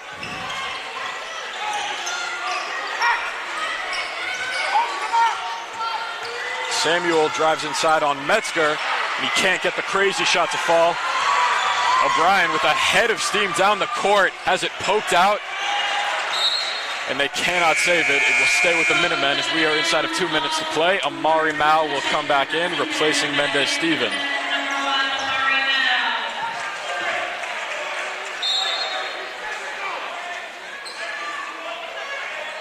And now O'Brien going to inbound. He came in with a head of steam. He's going to pass it out, slow it down a little bit, but still good ball movement. Lapone gets inside on Samuel, can't finish. Putback is good. And now 1:49 remaining in the half. Lexington up 36-21. Woburn going to try and cut into that as much as they can before the halftime bell sounds. Sigsbury gives Altman a screen. Free throw line jumper is true. That's what you need for Woburn. Possessions like that, quick, and you get points. Amari aggressively driving down the lane, and a blocking foul was going to go against Woburn. Bodies went flying there, Austin. 3 on the ground. I mean, he's a runner, he's a track star. He got there within a blink of an eye from baseline to baseline. A+ reference there, Toshio, A+. A for the day.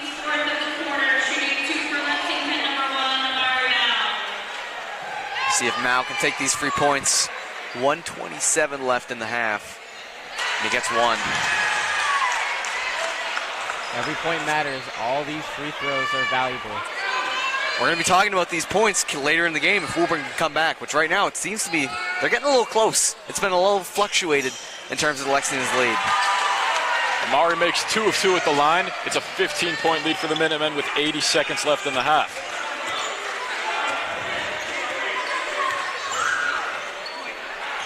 Altman's pass in the corner to Sullivan, and the baseline jumper doesn't fall. O'Brien takes it himself down the lane, and it falls. Good job there. He had Mao on the outside, but he took it himself and it paid off. Got some English on that ball. Nice roll up the backboard. Sweet lefty finish. 55 and counting here in the half. Calling about 3 possessions left here. Goes to Sir down low. Good pass out. Altman takes it at the top of the key. Ooh, gets bumped by O'Brien, and the whistle will blow. That was a little questionable. O'Brien definitely got a little bit of the arm, but that was mostly ball. He was not happy about that one. Each team has 4 fouls right now. That's very important. Don't know if there's enough time to get a 5th and get a team with a bonus, but that is a possibility that we have to consider.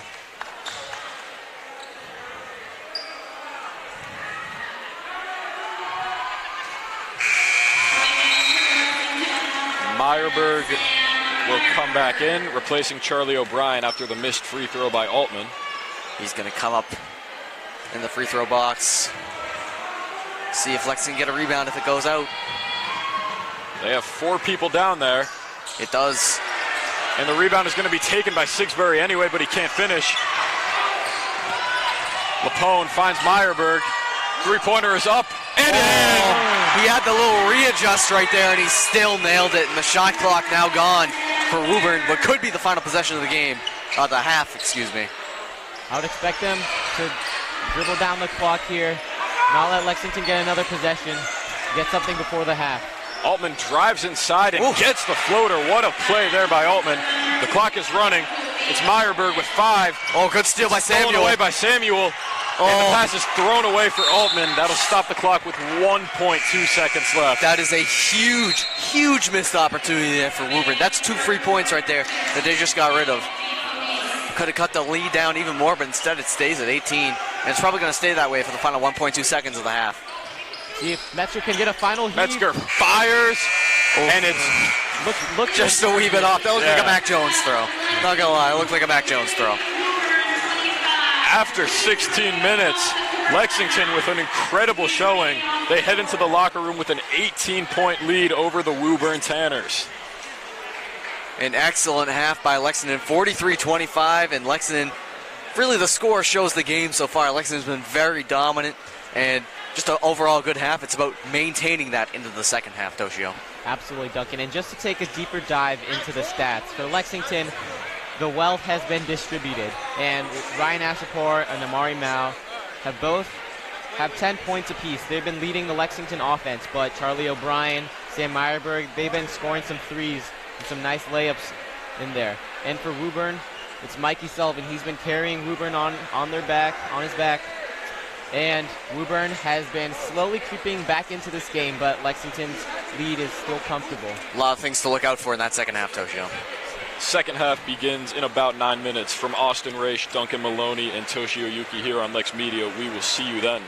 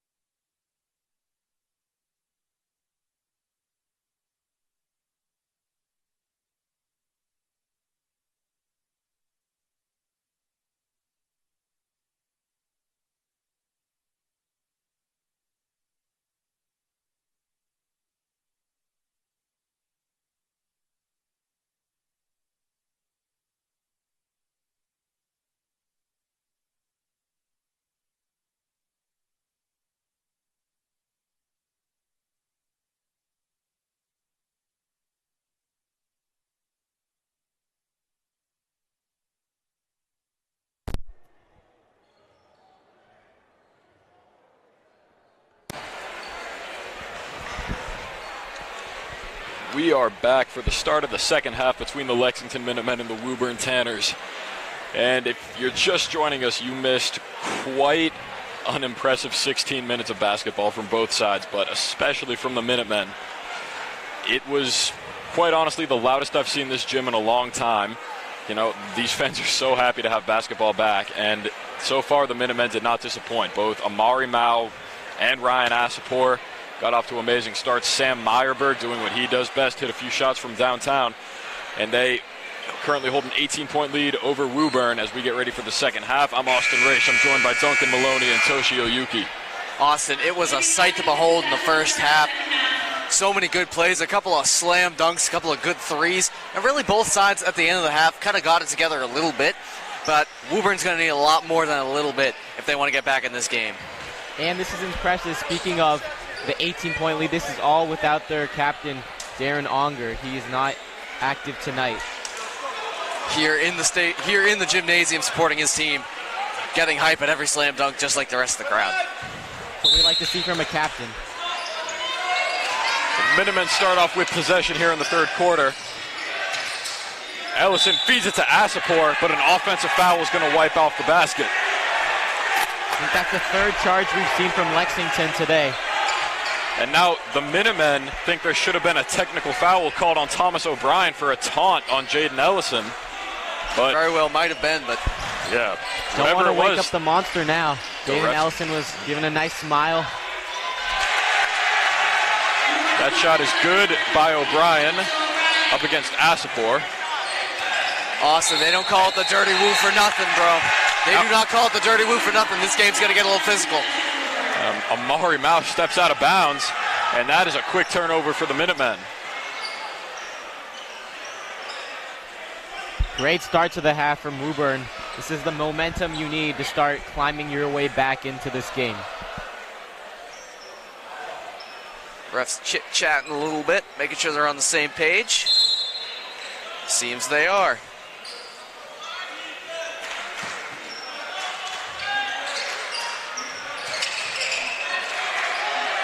DeFelice gets it into Desir, and he is allowed to go into the backcourt there, despite what the crowd may think. O'Brien feeds it to Desir inside, cannot get the bounce. Here come the Minutemen with numbers. Meyerberg down the lane, lays it home. That was pretty. Now back on the other end, it's Sullivan for Woburn, taking it quickly as he gives it to DeFelice. And now he's joined Mao and Asapor in the 10-point club. Like to see that. Chiodo from downtown missed everything. I felt the breeze on that one. Big air ball. Meyerberg fires away, and it's good! Meyerberg is unstoppable right now. You cannot stop him from the three-point range. And we got a whistle after the play.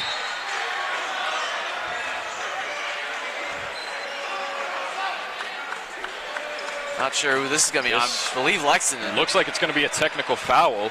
A taunt, maybe? It could have been. Seems like they were just celebrating. I mean, which telling is normal, but telling them to calm down a little bit. Woburn was doing the same things just a few possessions ago. Exactly. And don't lie. It all works out because Mikey Sullivan bricks the first free throw. So it will not be 2 points here. So the lead is guaranteed to stay at least 20. And look at that. Sullivan goes 0 for 2. The tech does not matter anyway. Might make up for the missed tech earlier. That should have been called on Thomas O'Brien. Like I said, ball don't lie. Lexington definitely didn't deserve a tech there, but good inbound there. Didn't have DeFelice. Instead, he threw it out to Chiodo. DeFelice goes to work on Ellison as he gets a screen from O'Brien. A good feed inside to Sullivan, but the layup is no good. A little bit of an awkward shot there for Sullivan. Now Amari steps out of bounds again. I believe that seems to be what the play was whistled dead for. And Mendez Stevens stood up off the bench. Do not believe the ref like that.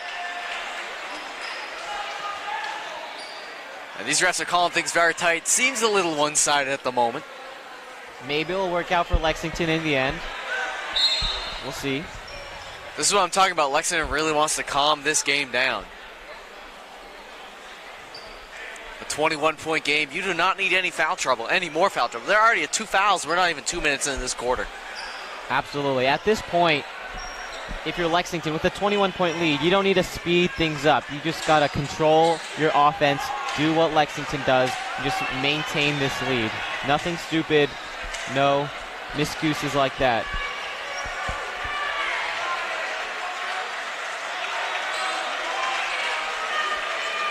Maybe they're discussing a wet spot here. It's been taking a bit of time to get the inbound in.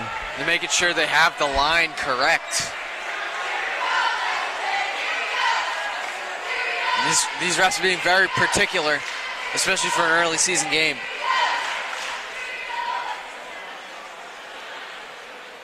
Very interesting here at the moment. A lot of deliberation right now.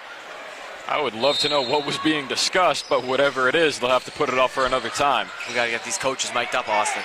Desir loses it off the inbound. That is not going to be called a backcourt. It got tipped there. Lexington bench didn't agree with that one. I didn't either. DeFelice gets the layup to fall.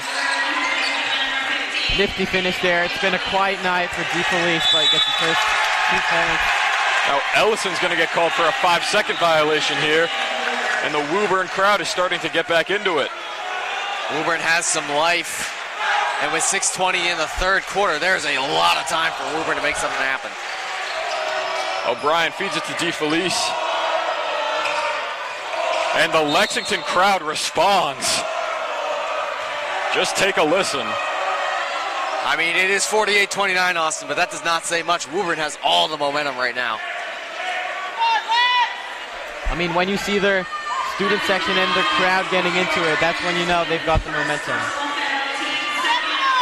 O'Brien has a miscommunication. Oh my goodness and gracious. Once again, not called a backcourt. Coach Austin. Hobbs cannot believe this. They said it was tipped once again. O'Brien feeds it to Desir for 3, and it's good. It's a big possession. Austin, I got some glasses the ref might need to borrow. Ashport loses it out of bounds. It's going to be off of O'Brien, so the Minutemen will keep it. Getting a little physical, Austin.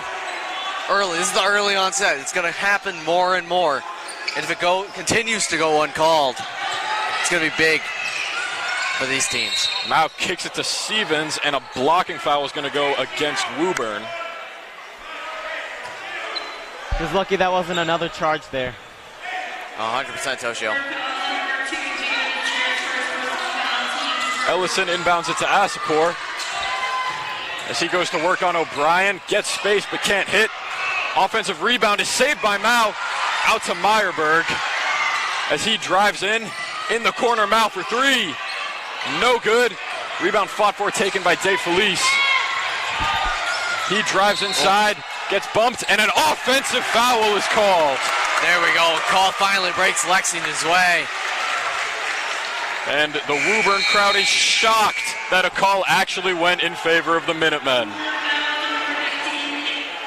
Minutemen got to make sure they're set here in order to be prepared for this next offensive possession.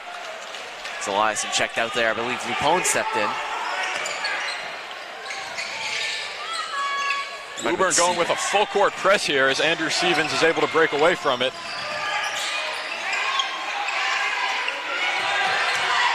Stevens drives inside, puts up a circus shot, but it can't fall. That would have been pretty, Austin.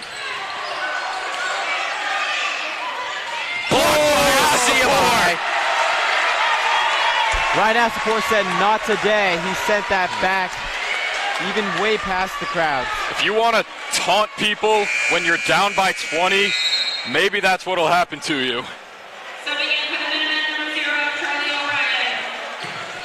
Charlie O'Brien back in the game. He has a relentless gamesmanship. Continued pressure always by O'Brien.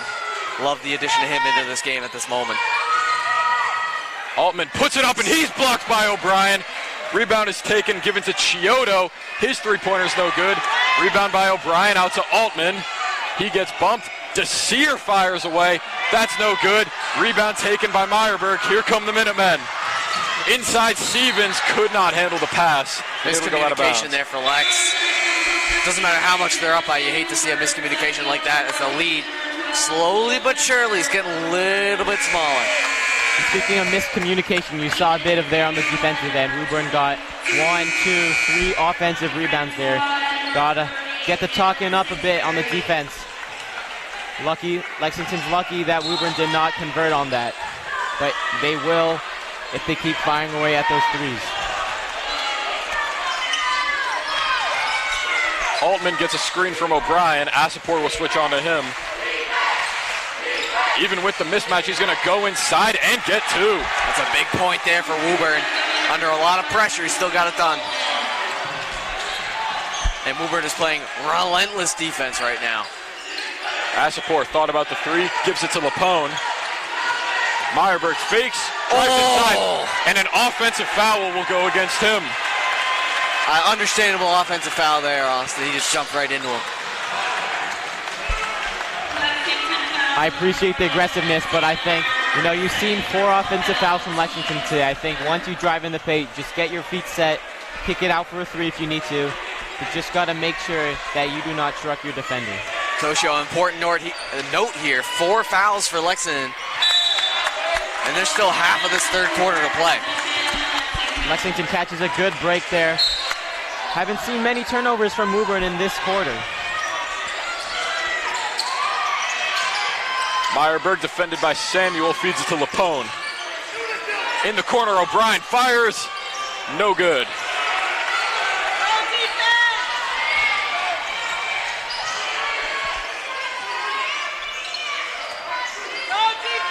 Samuel feeds it in the corner. 3-pointer is good. He didn't even know if that was going to go in. He ran in after a shot, but still it goes good. And with 3:30 and counting, here come the Tanners. That was Germani Francois, the sophomore guard. And now a blocking foul will go against Woburn. I believe we're going to see Mendez Steven check in. He is going to be taking out Sam Meyerberg. There goes Chiodo in for the Tanners. And Francois will come out. Just moments after hitting that big 3 to get the crowd right back into it. He'll get a nice ovation as he comes off. Ball's nearly lost, somehow kept in bounds. Asapor down the lane, and he will head to the line. That is going to be foul number 4 also on Woburn. So both teams should be at 4 fouls each, if I'm not mistaken, and I am not. Per the usual. Big moment here for Lexington. They need points here.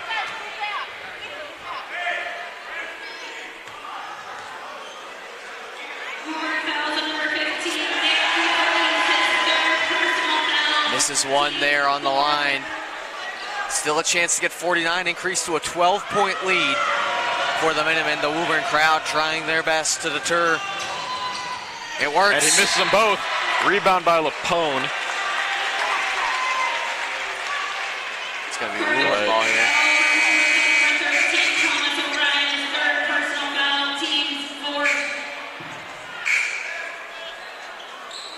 Here comes Sigsbury to inbound, and the refs once again will deliberate.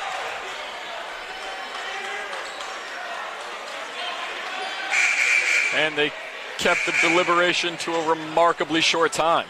They were looking for a sub. They're going to get it.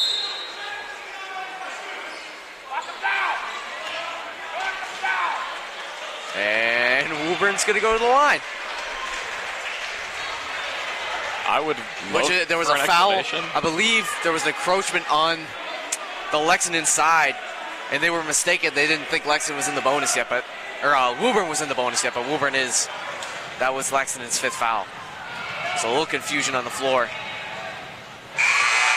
An important note, with the new rules regarding fouls by quarter, 1-and-1s are also not a thing anymore. Yeah. So every foul or every trip to the line will result in 2 free throws. And I believe the fouls reset every quarter. They do.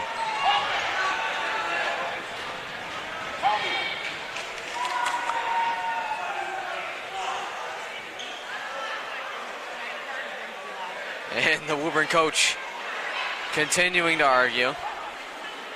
And now arguing with Lexington's athletic director. Really making a statement in the first game.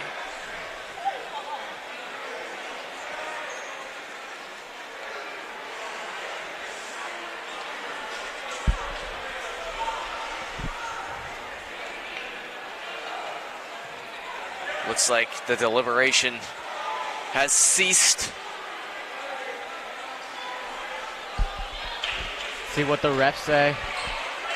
Ref say he's going to get another shot here. He missed the first one. Thanks to the help of the Lexington crowd, they're going to try their hand at it one more time. And he will hit the second. It's a 10-point deficit now, as Caffarella will check in for the Tanners, replacing Sigsbury. If you can think back just a little bit, Austin, it was 21 points. Now just down to 10. Woburn has done an excellent job of slowly but surely working their way into the game. The crowd gets into it. Asport fires from downtown and misses. Rebound by Mendez-Steven, and a foul is going to go against Woburn.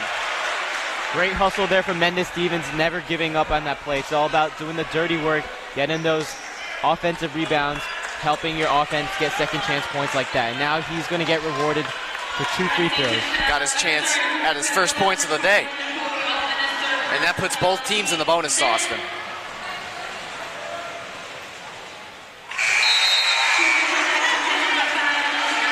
Matt Coveno, the senior, will come in. I believe that is the first time we've said his name tonight. First minutes of the night here in the third quarter. 3:07 remains.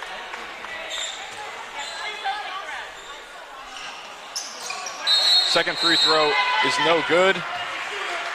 Oh, and that's going to be Is it another foul? I believe it's another encroachment here. I might be mistaken in it. I am. Just Woburn possession here. Desir's defended by Metzger in the corner. As he drives inside on Asapor, and it falls. The lead is down to single digits for the Minutemen. Great defense by Asapor, but a great work ethic there. And Woburn makes it in. They cut through. O'Brien nearly throws it away. He'll get it back himself. He drives, kicks it to Mendez-Steven. Three-pointer is just short. Needed Rebound, that three there. fought for. Taken by Woburn. Chiodo driving down. Misses. Tipped up and in by Lexington could use a Caffarella. timeout here. Momentum has shifted completely in the Tanner direction. Now the lead is cut down to 7. Duncan, I don't think we ever expected this. Metzger on the wing fires. And it goes! Just like that, the Woburn crowd is silenced. The Lexington crowd does the opposite. With 2 minutes left, it's a 10-point lead. It is only going to go back and forth from here, Austin. We have crossed the point of no return. And it's stolen away. Coveno lost control of it. O'Brien comes away with it.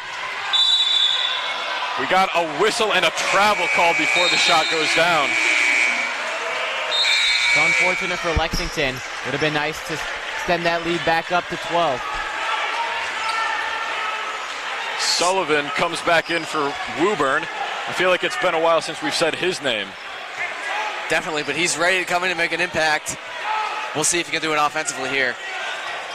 Got a much-needed rest after a monster first half. Chiodo, dangerous pass to Sullivan. Inside, the floater is too strong. Offensive rebound by Desir is put in. For Lexington, you got to box down the defensive end. Gonna make sure you secure those rebounds, not getting Woburn another chance to score. 118 and counting. An 8-point lead dwindling right now. The Minutemen need a change. Amari gets a screen from Asapor. The pass is broken up for the moment. Out to Lapone for 3. No good. Rebound fought for. Lapone gets it himself. Inside, and it falls. Good take from Lapone there. Could have passed it out, takes it in himself. And Lexington has a 10-point lead once again. That was a battle of number 2 versus number 2, and that time Lexington's version of number 2 won the battle. Almost a steal there. DeFelice drives in. Floater is left short. Rebound tipped by Desir. Aspor takes it and keeps it in bounds.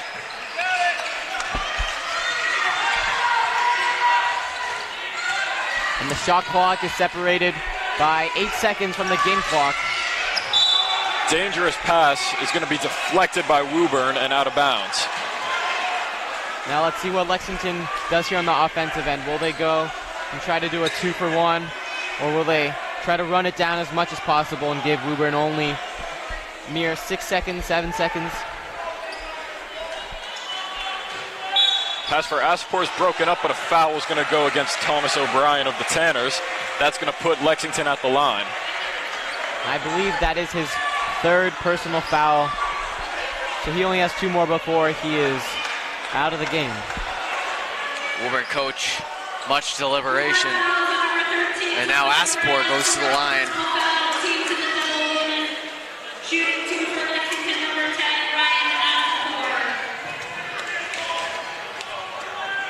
Woburn crowd tries to deter him. It doesn't work.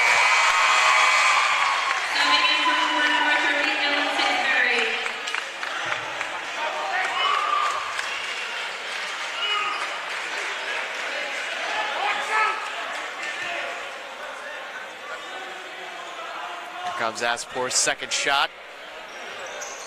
And he'll hit them both. Brendan Schwartz is going to check in, replacing Asapor for the final 27.9 seconds of this quarter. The shot clock has been turned off. It's a 12-point lead for the Minutemen. Let's see what Woburn will do with it here. Sullivan drives inside. Floater is short. Rebound is blocked by Schwartz. Good Woburn ball movement. Slings it around. Sullivan on the wing. Cannot hit the three. Rebound fought for by Mao. It's going to be out of bounds off of Woburn with 5 seconds left in the third quarter. 56-44. Lexington starting an inch ahead. They get it into Mao with 3. Amari Mao from half court. Off the rim. I don't know if the gym would have been able to handle that make. After 3, Woburn is fighting their way back. It's a 12-point lead for the Minutemen going into the final 8 minutes, and it has gotten very, very scrappy. I am excited to see how this final quarter will play out. 100% Austin. That was a powerful, powerful third quarter from really both sides, but really from Woburn. Woburn cut into the Lexington lead a ton, and even though it's still a very big lead for Lexington, 12 points, nothing to shake your head at, but Lexington needs to take back control of the game because it feels like Woburn has gotten in a lot more than I would have wanted if I were on Lexington's team. Absolutely, Duncan. I mean, you really have to admire the effort and the will to come back from a 21-point deficit from Woburn. I mean, everything's against them today. They're playing away. They have a new coach. There's been some controversial calls from the refs, but they're doing everything they can to get back into this game, and you got to respect that, Duncan. Taking a look at the points so far, Toshio, who do you have as your top performer on the Lexington and Woburn sides? On Lexington, it is the sophomore, number 11, Sam Meyerberg.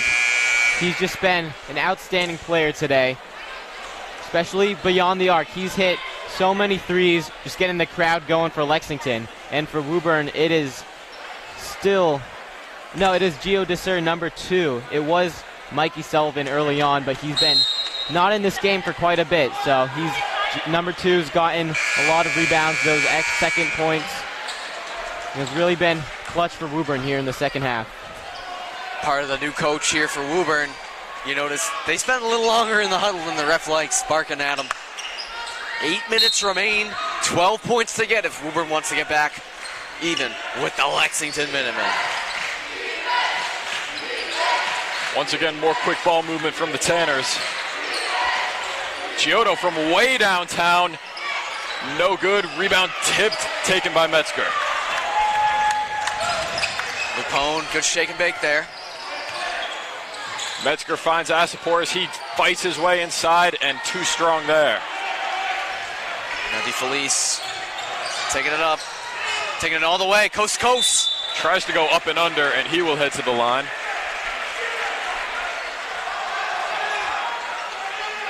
Haven't really seen much of him tonight on the offensive end. He's only had 2 points, but he's been a great facilitator on this offense, swinging the ball around, driving, kicking it out, giving his teammates an opportunity to shine on the offensive end.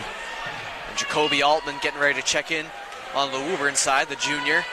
Made a pretty big impact tonight. Have to agree with that. 6 points, I believe, coming off the bench.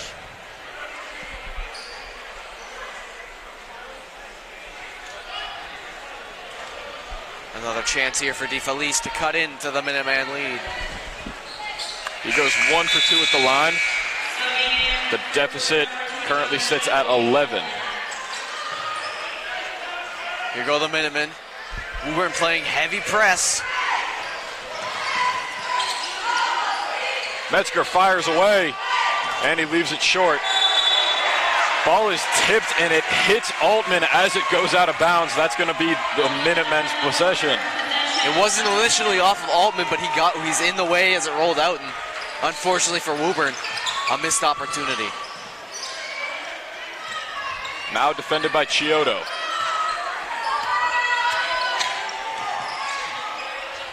In the corner, and a foul is going to go against Altman as Mao hits the deck. I believe that's number 4 in Altman. One more, and that's it for him. And Altman, 2 tough possessions there, right in the game.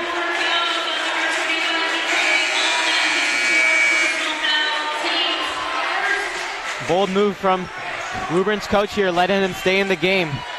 And they check out Sullivan. Interesting call, very interesting call. Sullivan definitely has not made much of an impact here in the second half, but still, Altman's close to fouling out. Asapor defended by O'Brien. That's Thomas O'Brien. Metzger from way outside the arc. No good. Good rebound by Mao. Jump. It's fought for. It will be a jump. Possession Lexington.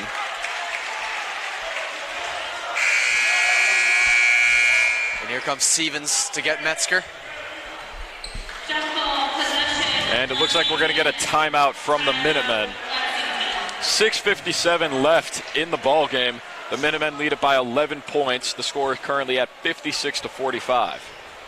And Lexington, I mean, it's pretty much a stalemate there. We're only a minute into the fourth quarter, so not too much has changed, but it feels pretty even right now, and that's not where Woburn wants to be. They want to be much further ahead, and Lexington is sticking around much to their chagrin.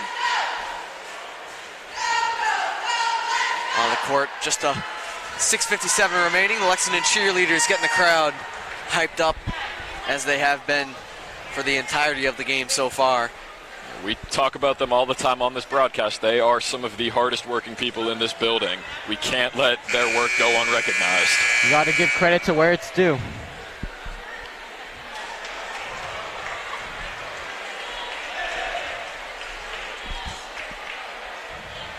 We'll see what the Tanners have in store defensively. Going to continue on that press, I would imagine, but offensively, they need to get something going because they have been pretty flat in finding points. But whenever they get points, that Woburn crowd is quick to get up and let them hear how happy they are. Just under 7 minutes here in the fourth quarter. Lexington has an 11-point lead against Woburn.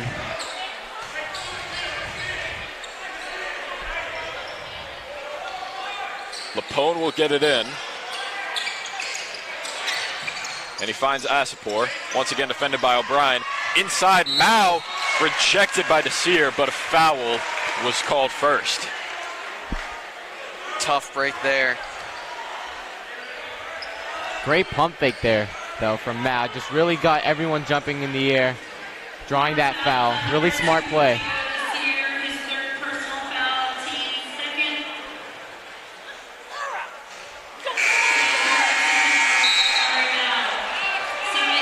Now sub, here comes O'Brien in for Meyerberg.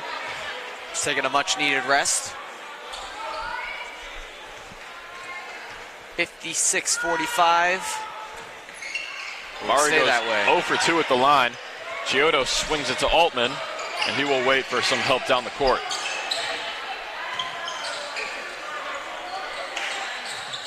Francois feeds it to O'Brien, and he will head to the line. Really good pass there from Francois to get it inside. Very impressed with that play.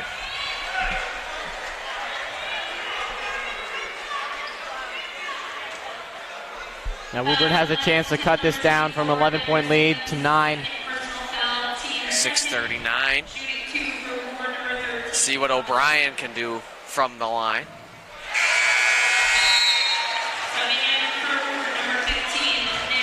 Back to a 10-point lead for the Minutemen. with 6:39 remaining. Plenty of time for chaos to ensue. Remember, when we started the fourth quarter, it was a 12-point difference, and now we're down to 9. So Woburn starting to inch their way back. 6:39 is plenty of time. O'Brien loses it off his foot. Francois comes away with it. And now a foul in transition is going to go against O'Brien. And Lexington is they're going to go into the bonus very easily here in the fourth quarter. It's just a matter of when. Already 3 fouls. I believe Deser's going to the line. No, it's going to be Francois. Still haven't decided. Oh, looks like it's going to be out of bounds. Yeah, out of bounds there. DeFelice will get it into O'Brien, defended by O'Brien. And now Charlie O'Brien will switch on to DeFelice.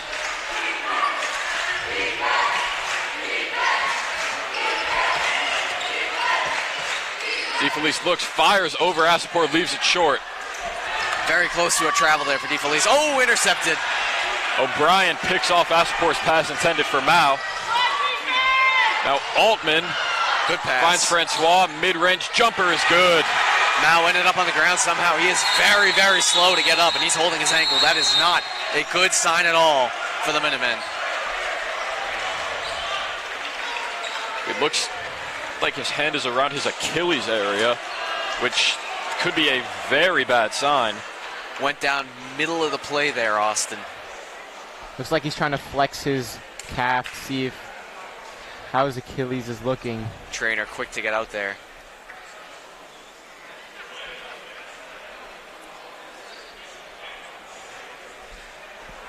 Now the question is, who steps in? Obviously, Meyerberg has been a big force today. Mendez Steven has stepped up a number of times today, but Amari quick to walk it off. I imagine he'll sit for a few minutes and get back in. Before stepping back in. Definitely could have been a lot worse. So fortunate to have him walking on his own without any help.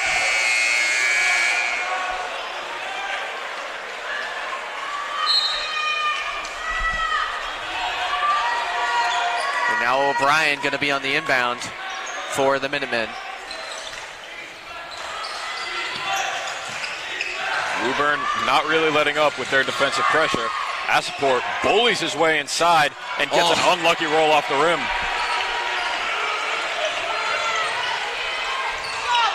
Coach Hobbs is signaling too. I guess Lexington's back in their zone defense, which was really effective in the first quarter. Francois feeds it to Desir. Out to Altman for 3. And it's good. Here come the Tanners. 4 points, Austin. 4 points. Woburn quickly calls a timeout after that. Not Lexington, it was the Tanners. 5.5 minutes to play. The deficit is down to 4 for Woburn. And just a masterclass from the Tanners how to get back in the lead. They were down 25-6. They were down 21 points, Austin, in this second half. And they have clawed their way back. Now down only 4. The Woburn crowd cannot be denied. You know, Duncan, it's interesting that you just said that, because last year when Lexington went into Woburn, they had a pretty historic comeback win for them. Some people said it was the Donovan Jones legacy game. Woburn's biggest lead at that point in the night was 21, which equals Lexington's biggest lead tonight. So maybe a flip of the script is coming here. I can tell you this crowd, or at least most of this crowd, doesn't want that.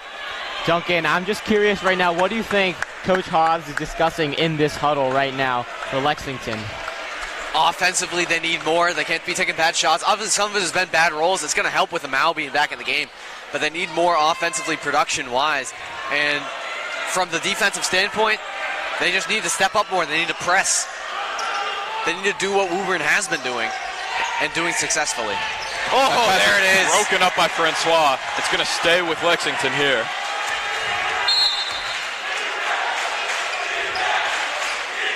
Now the Woburn crowd really getting into it.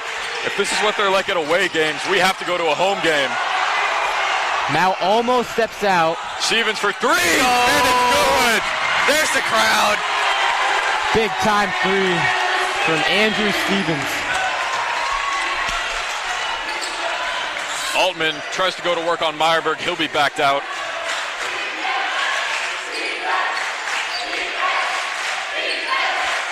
Not as much of a press as I would like to see from Lexington after that huddle. Still a press nonetheless. O'Brien feeds it to Altman. He gets a screen. Draws a double. 5 O'Brien seconds. for 3. And good. Good Lord. Are they counting that for 3? Oh my goodness. That is a huge possession there for Woburn. 4.5 minutes left to play. It's a 4-point lead for the Minutemen. Stevens drives inside, kicks it to O'Brien. 2 players hit the deck. O'Brien lays it home. And these crowds are going back and forth, Austin. Possession for possession. Now Altman wisely slows it down a bit. Altman gets inside, and there's a foul called. The shot would not have counted anyway. And 2 subs in. Here comes Sullivan, and back in comes Giotto. Chris Lapone is going to replace Andrew Stevens for the Minutemen. Altman checked out, and Francois checked out for the Tanners, and Elias Ellison checking in. Lupone and Ellison haven't been much in the second half, but, you know, sitting on the bench, they've probably been full of energy, so be a lot of help on the defensive end. O'Brien tries to find space on Aspor. He'll feed it to DeFelice with 4 minutes to play.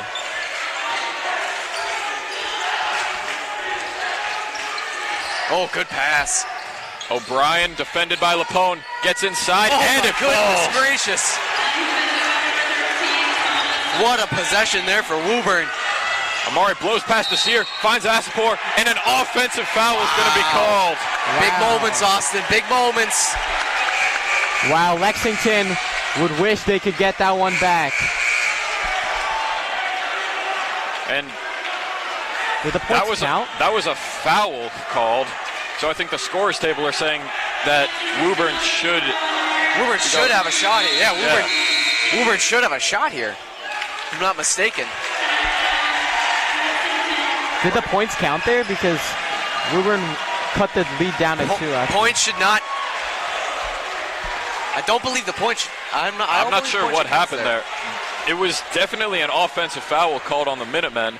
That's their 5th foul, so Not only should the points not count, but Woburn should go to the line. I'm not going to complain if they don't, but correct calls, you know, Austin. I'm a man of integrity. yes, you definitely are. Thank you.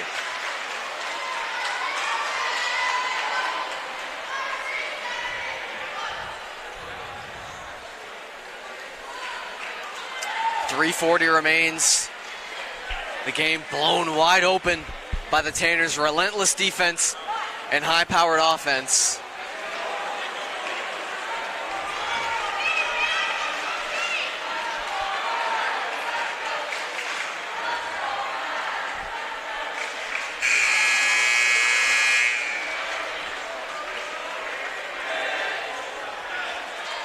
Now both teams break out of their huddle. Let's see what they will do.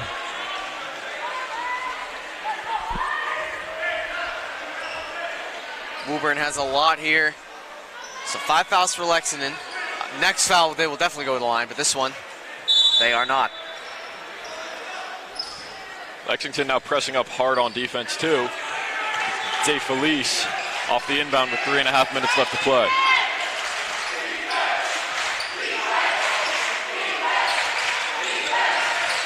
Ellison stays on his man after getting a screen. The pass is broken up on the ground, kept in by O'Brien and picked up by Ellison. What a job by Charlie O'Brien to keep that ball in. And he's right back offensively, taking it up. And a blocking foul is going to be called on, I believe, O'Brien. And that I'm not sure what's going on here. Now the Woburn coach is getting frustrated Heavy arguing. He Claiming believes that it should have been a charge. because he didn't move his feet.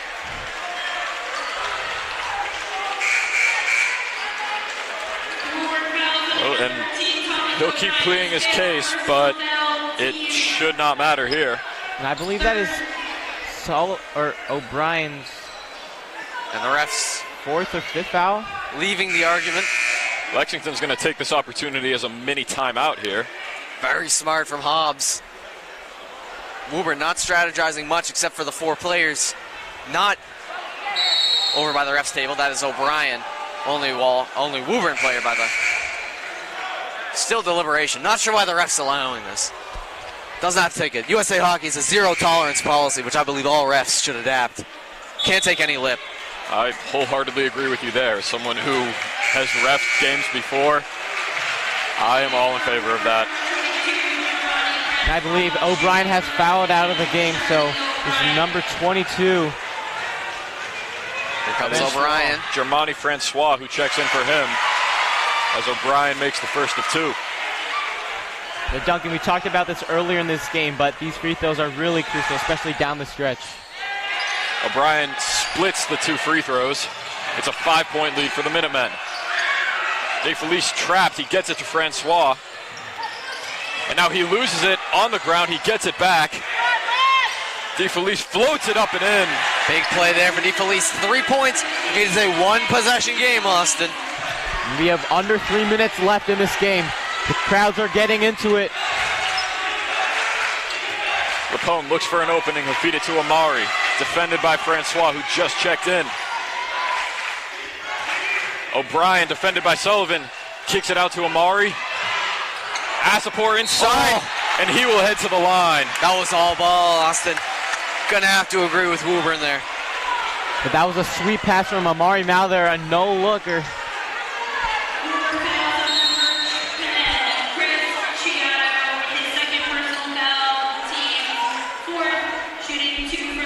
Asapor's been a bit cold from the line here.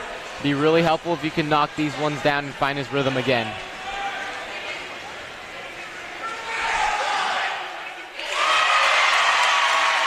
Back out to a 2-possession game. 4 points separates the Minutemen and the Tanners as Altman looks to check back in after Asapor's second attempt. Asapor goes 2 for 2. The lead is up to 5. Altman will come in, replacing Sullivan. Now Desir gonna inbound. Woburn in need of some points here.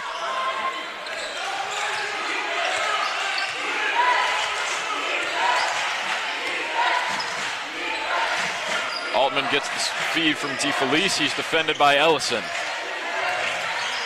Altman falling away, and he draws a foul. I believe he's going to the line here with 2:21 remaining.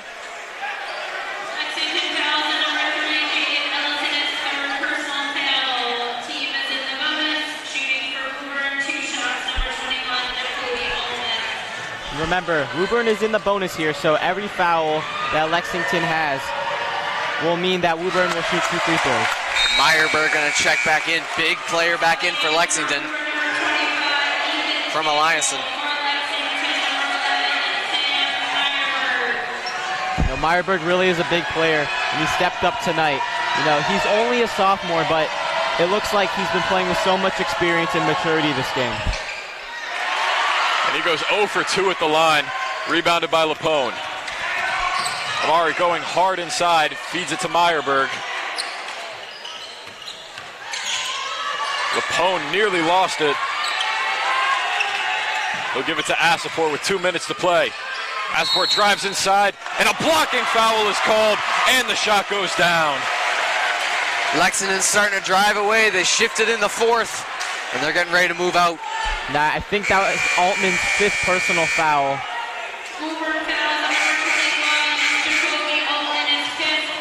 Yeah, and that means he'll be fouled out of the game.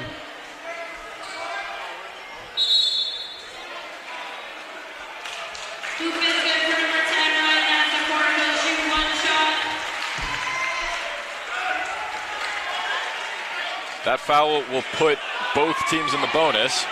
Woburn was already there. And this is all a very fun adventure. A very interesting adventure. I believe Hobbs telling the ref that the Woburn coach should not be coming on the court like that. Yeah. And it'll be number 30, Dylan Sigsbury checking in for Allman. I mean, for Woburn, that's a big loss. He gets a standing ovation here because he has taken so many charges. He's gotten 8 points this game. He's just been stepping up for Woburn here.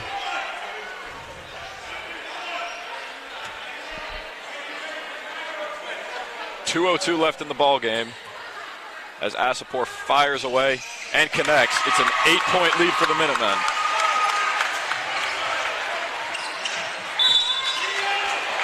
Dangerous pass to DeFelice is out of bounds. Woburn is going to keep it. 2:01 left, Austin. This last minute and a half has really dragged on. Tanner's starting to slip a little bit. They get it into Chiodo, and now they find DeFelice.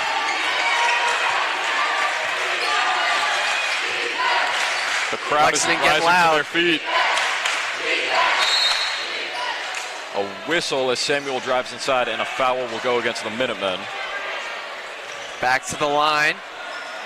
A chance to chip away, but that is not good. They could have gotten 3 there. Now they might get 0. Sam Meyerberg, after briefly checking out, is going to come back in.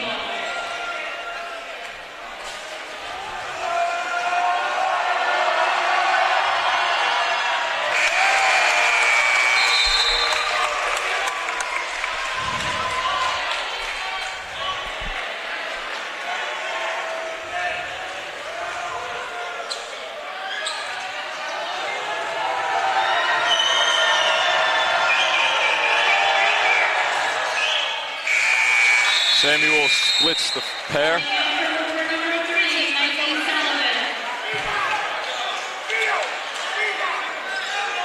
7 points separates these two teams. 1:48 until the final buzzer sounds.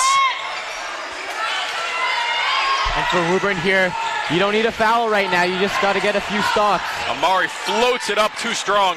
Rebound to Sear with less than 100 seconds to go. They need to get moving here. Sullivan drives inside. Rejected by CI. Asapor.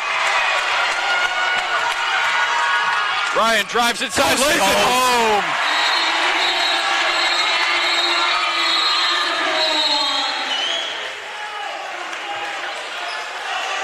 It's got to be something against the coach there.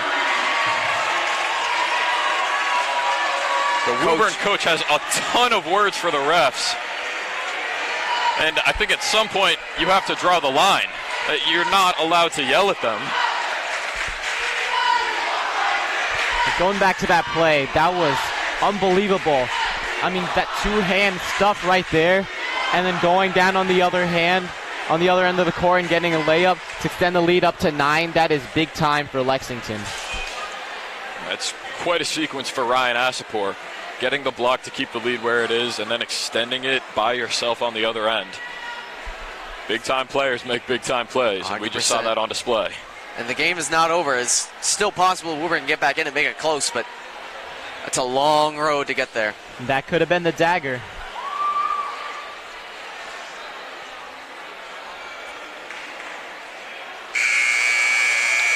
And these refs, well, me and the refs may have not seen eye to eye on every single call. They've been getting put through the ringer by the Woburn head coach.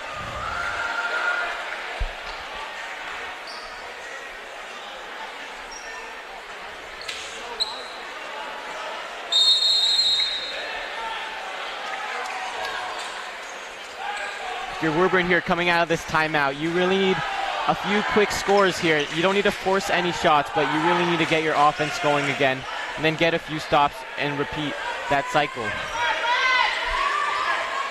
1:25 left. It's a 9-point lead for the Minutemen.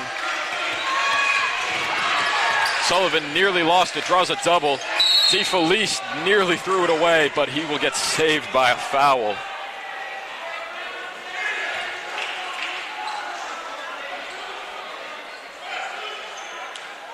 And I believe DeFelice is going to go to the line. Lexington foul on number 2, Chris Cone is third personal foul. Shooting for Woburn number 15, Nick DeFelice.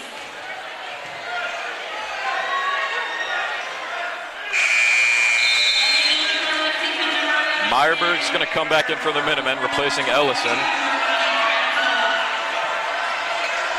And Francois will replace Sigsbury for Woburn.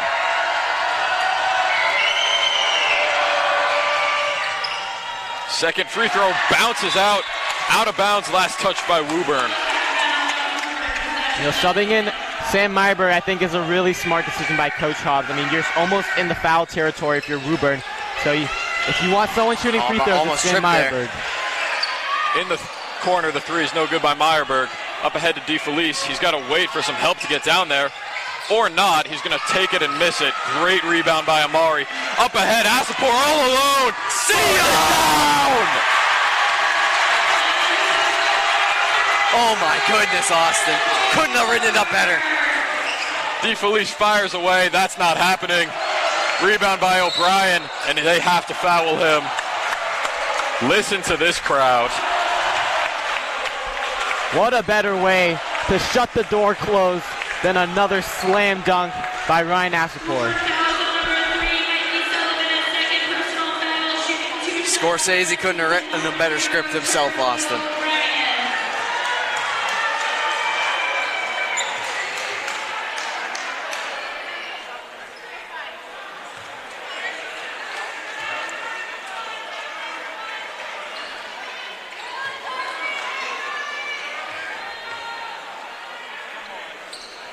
O'Brien makes one of two. 44 seconds are left. It's an 11-point lead for Lexington. DeFelice just desperately throws it up and could not have come further away from the rim. Now listen to this crowd, Austin.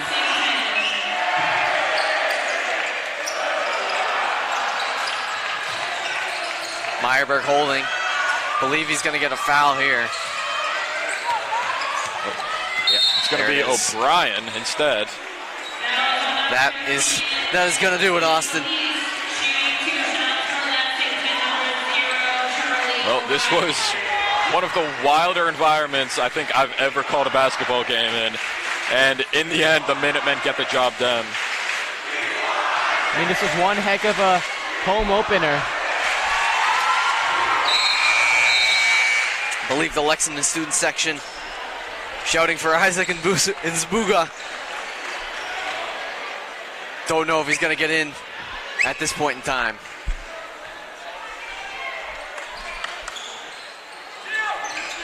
Desir with the rebound up ahead to DeFelice. Not much Woburn can do at this point. In the corner, the three-pointer is no good. Rebounded by O'Brien, and Woburn is not giving up.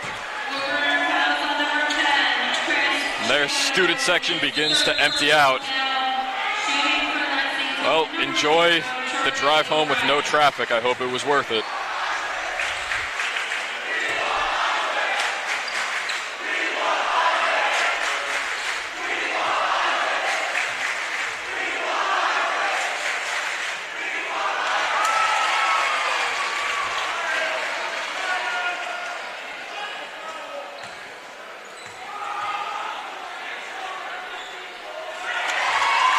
O'Brien knocks them down. And the final seconds will tick off this clock. Woburn not giving up. And Meyerberg with the rebound, and that should do it. A wild, wild night for Lexington's home opener. But in the end, they finish the job. They take down Woburn by a final score of 75-61. Gentlemen, that was fun. Quite the performance from Lexington. A little closer than I would have liked, but it was a great basketball game. 4 slam dunks, counted them 4. 2 for Asapor, 2 for Mao, and all around a great performance from Lexington, Toshio. Absolutely, Duncan. I mean, it got a bit too close for comfort, but I don't have one specific person for the most valuable player tonight. I think it was a collective effort by the whole entire Lexington team. I mean, you had Ryan Asapor late in the game, making those clutch free throws, getting the crowd going with those dunks. Sam Meyerberg with those clutch threes. Same with Cole Metzger. I mean, Amari with those steals on the defensive end, and Charlie O'Brien. You know, just the whole Lexington team stepped up when they needed to do the most, and really showed, and they really closed out the game well. No MVP is my favorite type of MVP. It shows that you can play as a cohesive unit, and all of that without their captain, Darren Onger. This team is scary. Once again, final score, Lexington 75, Woburn 61. I'm Austin Raish. I'm joined by Duncan Maloney and Toshio Yuki. From all of us here at LexMedia, thank you for being with us tonight, and have a great weekend.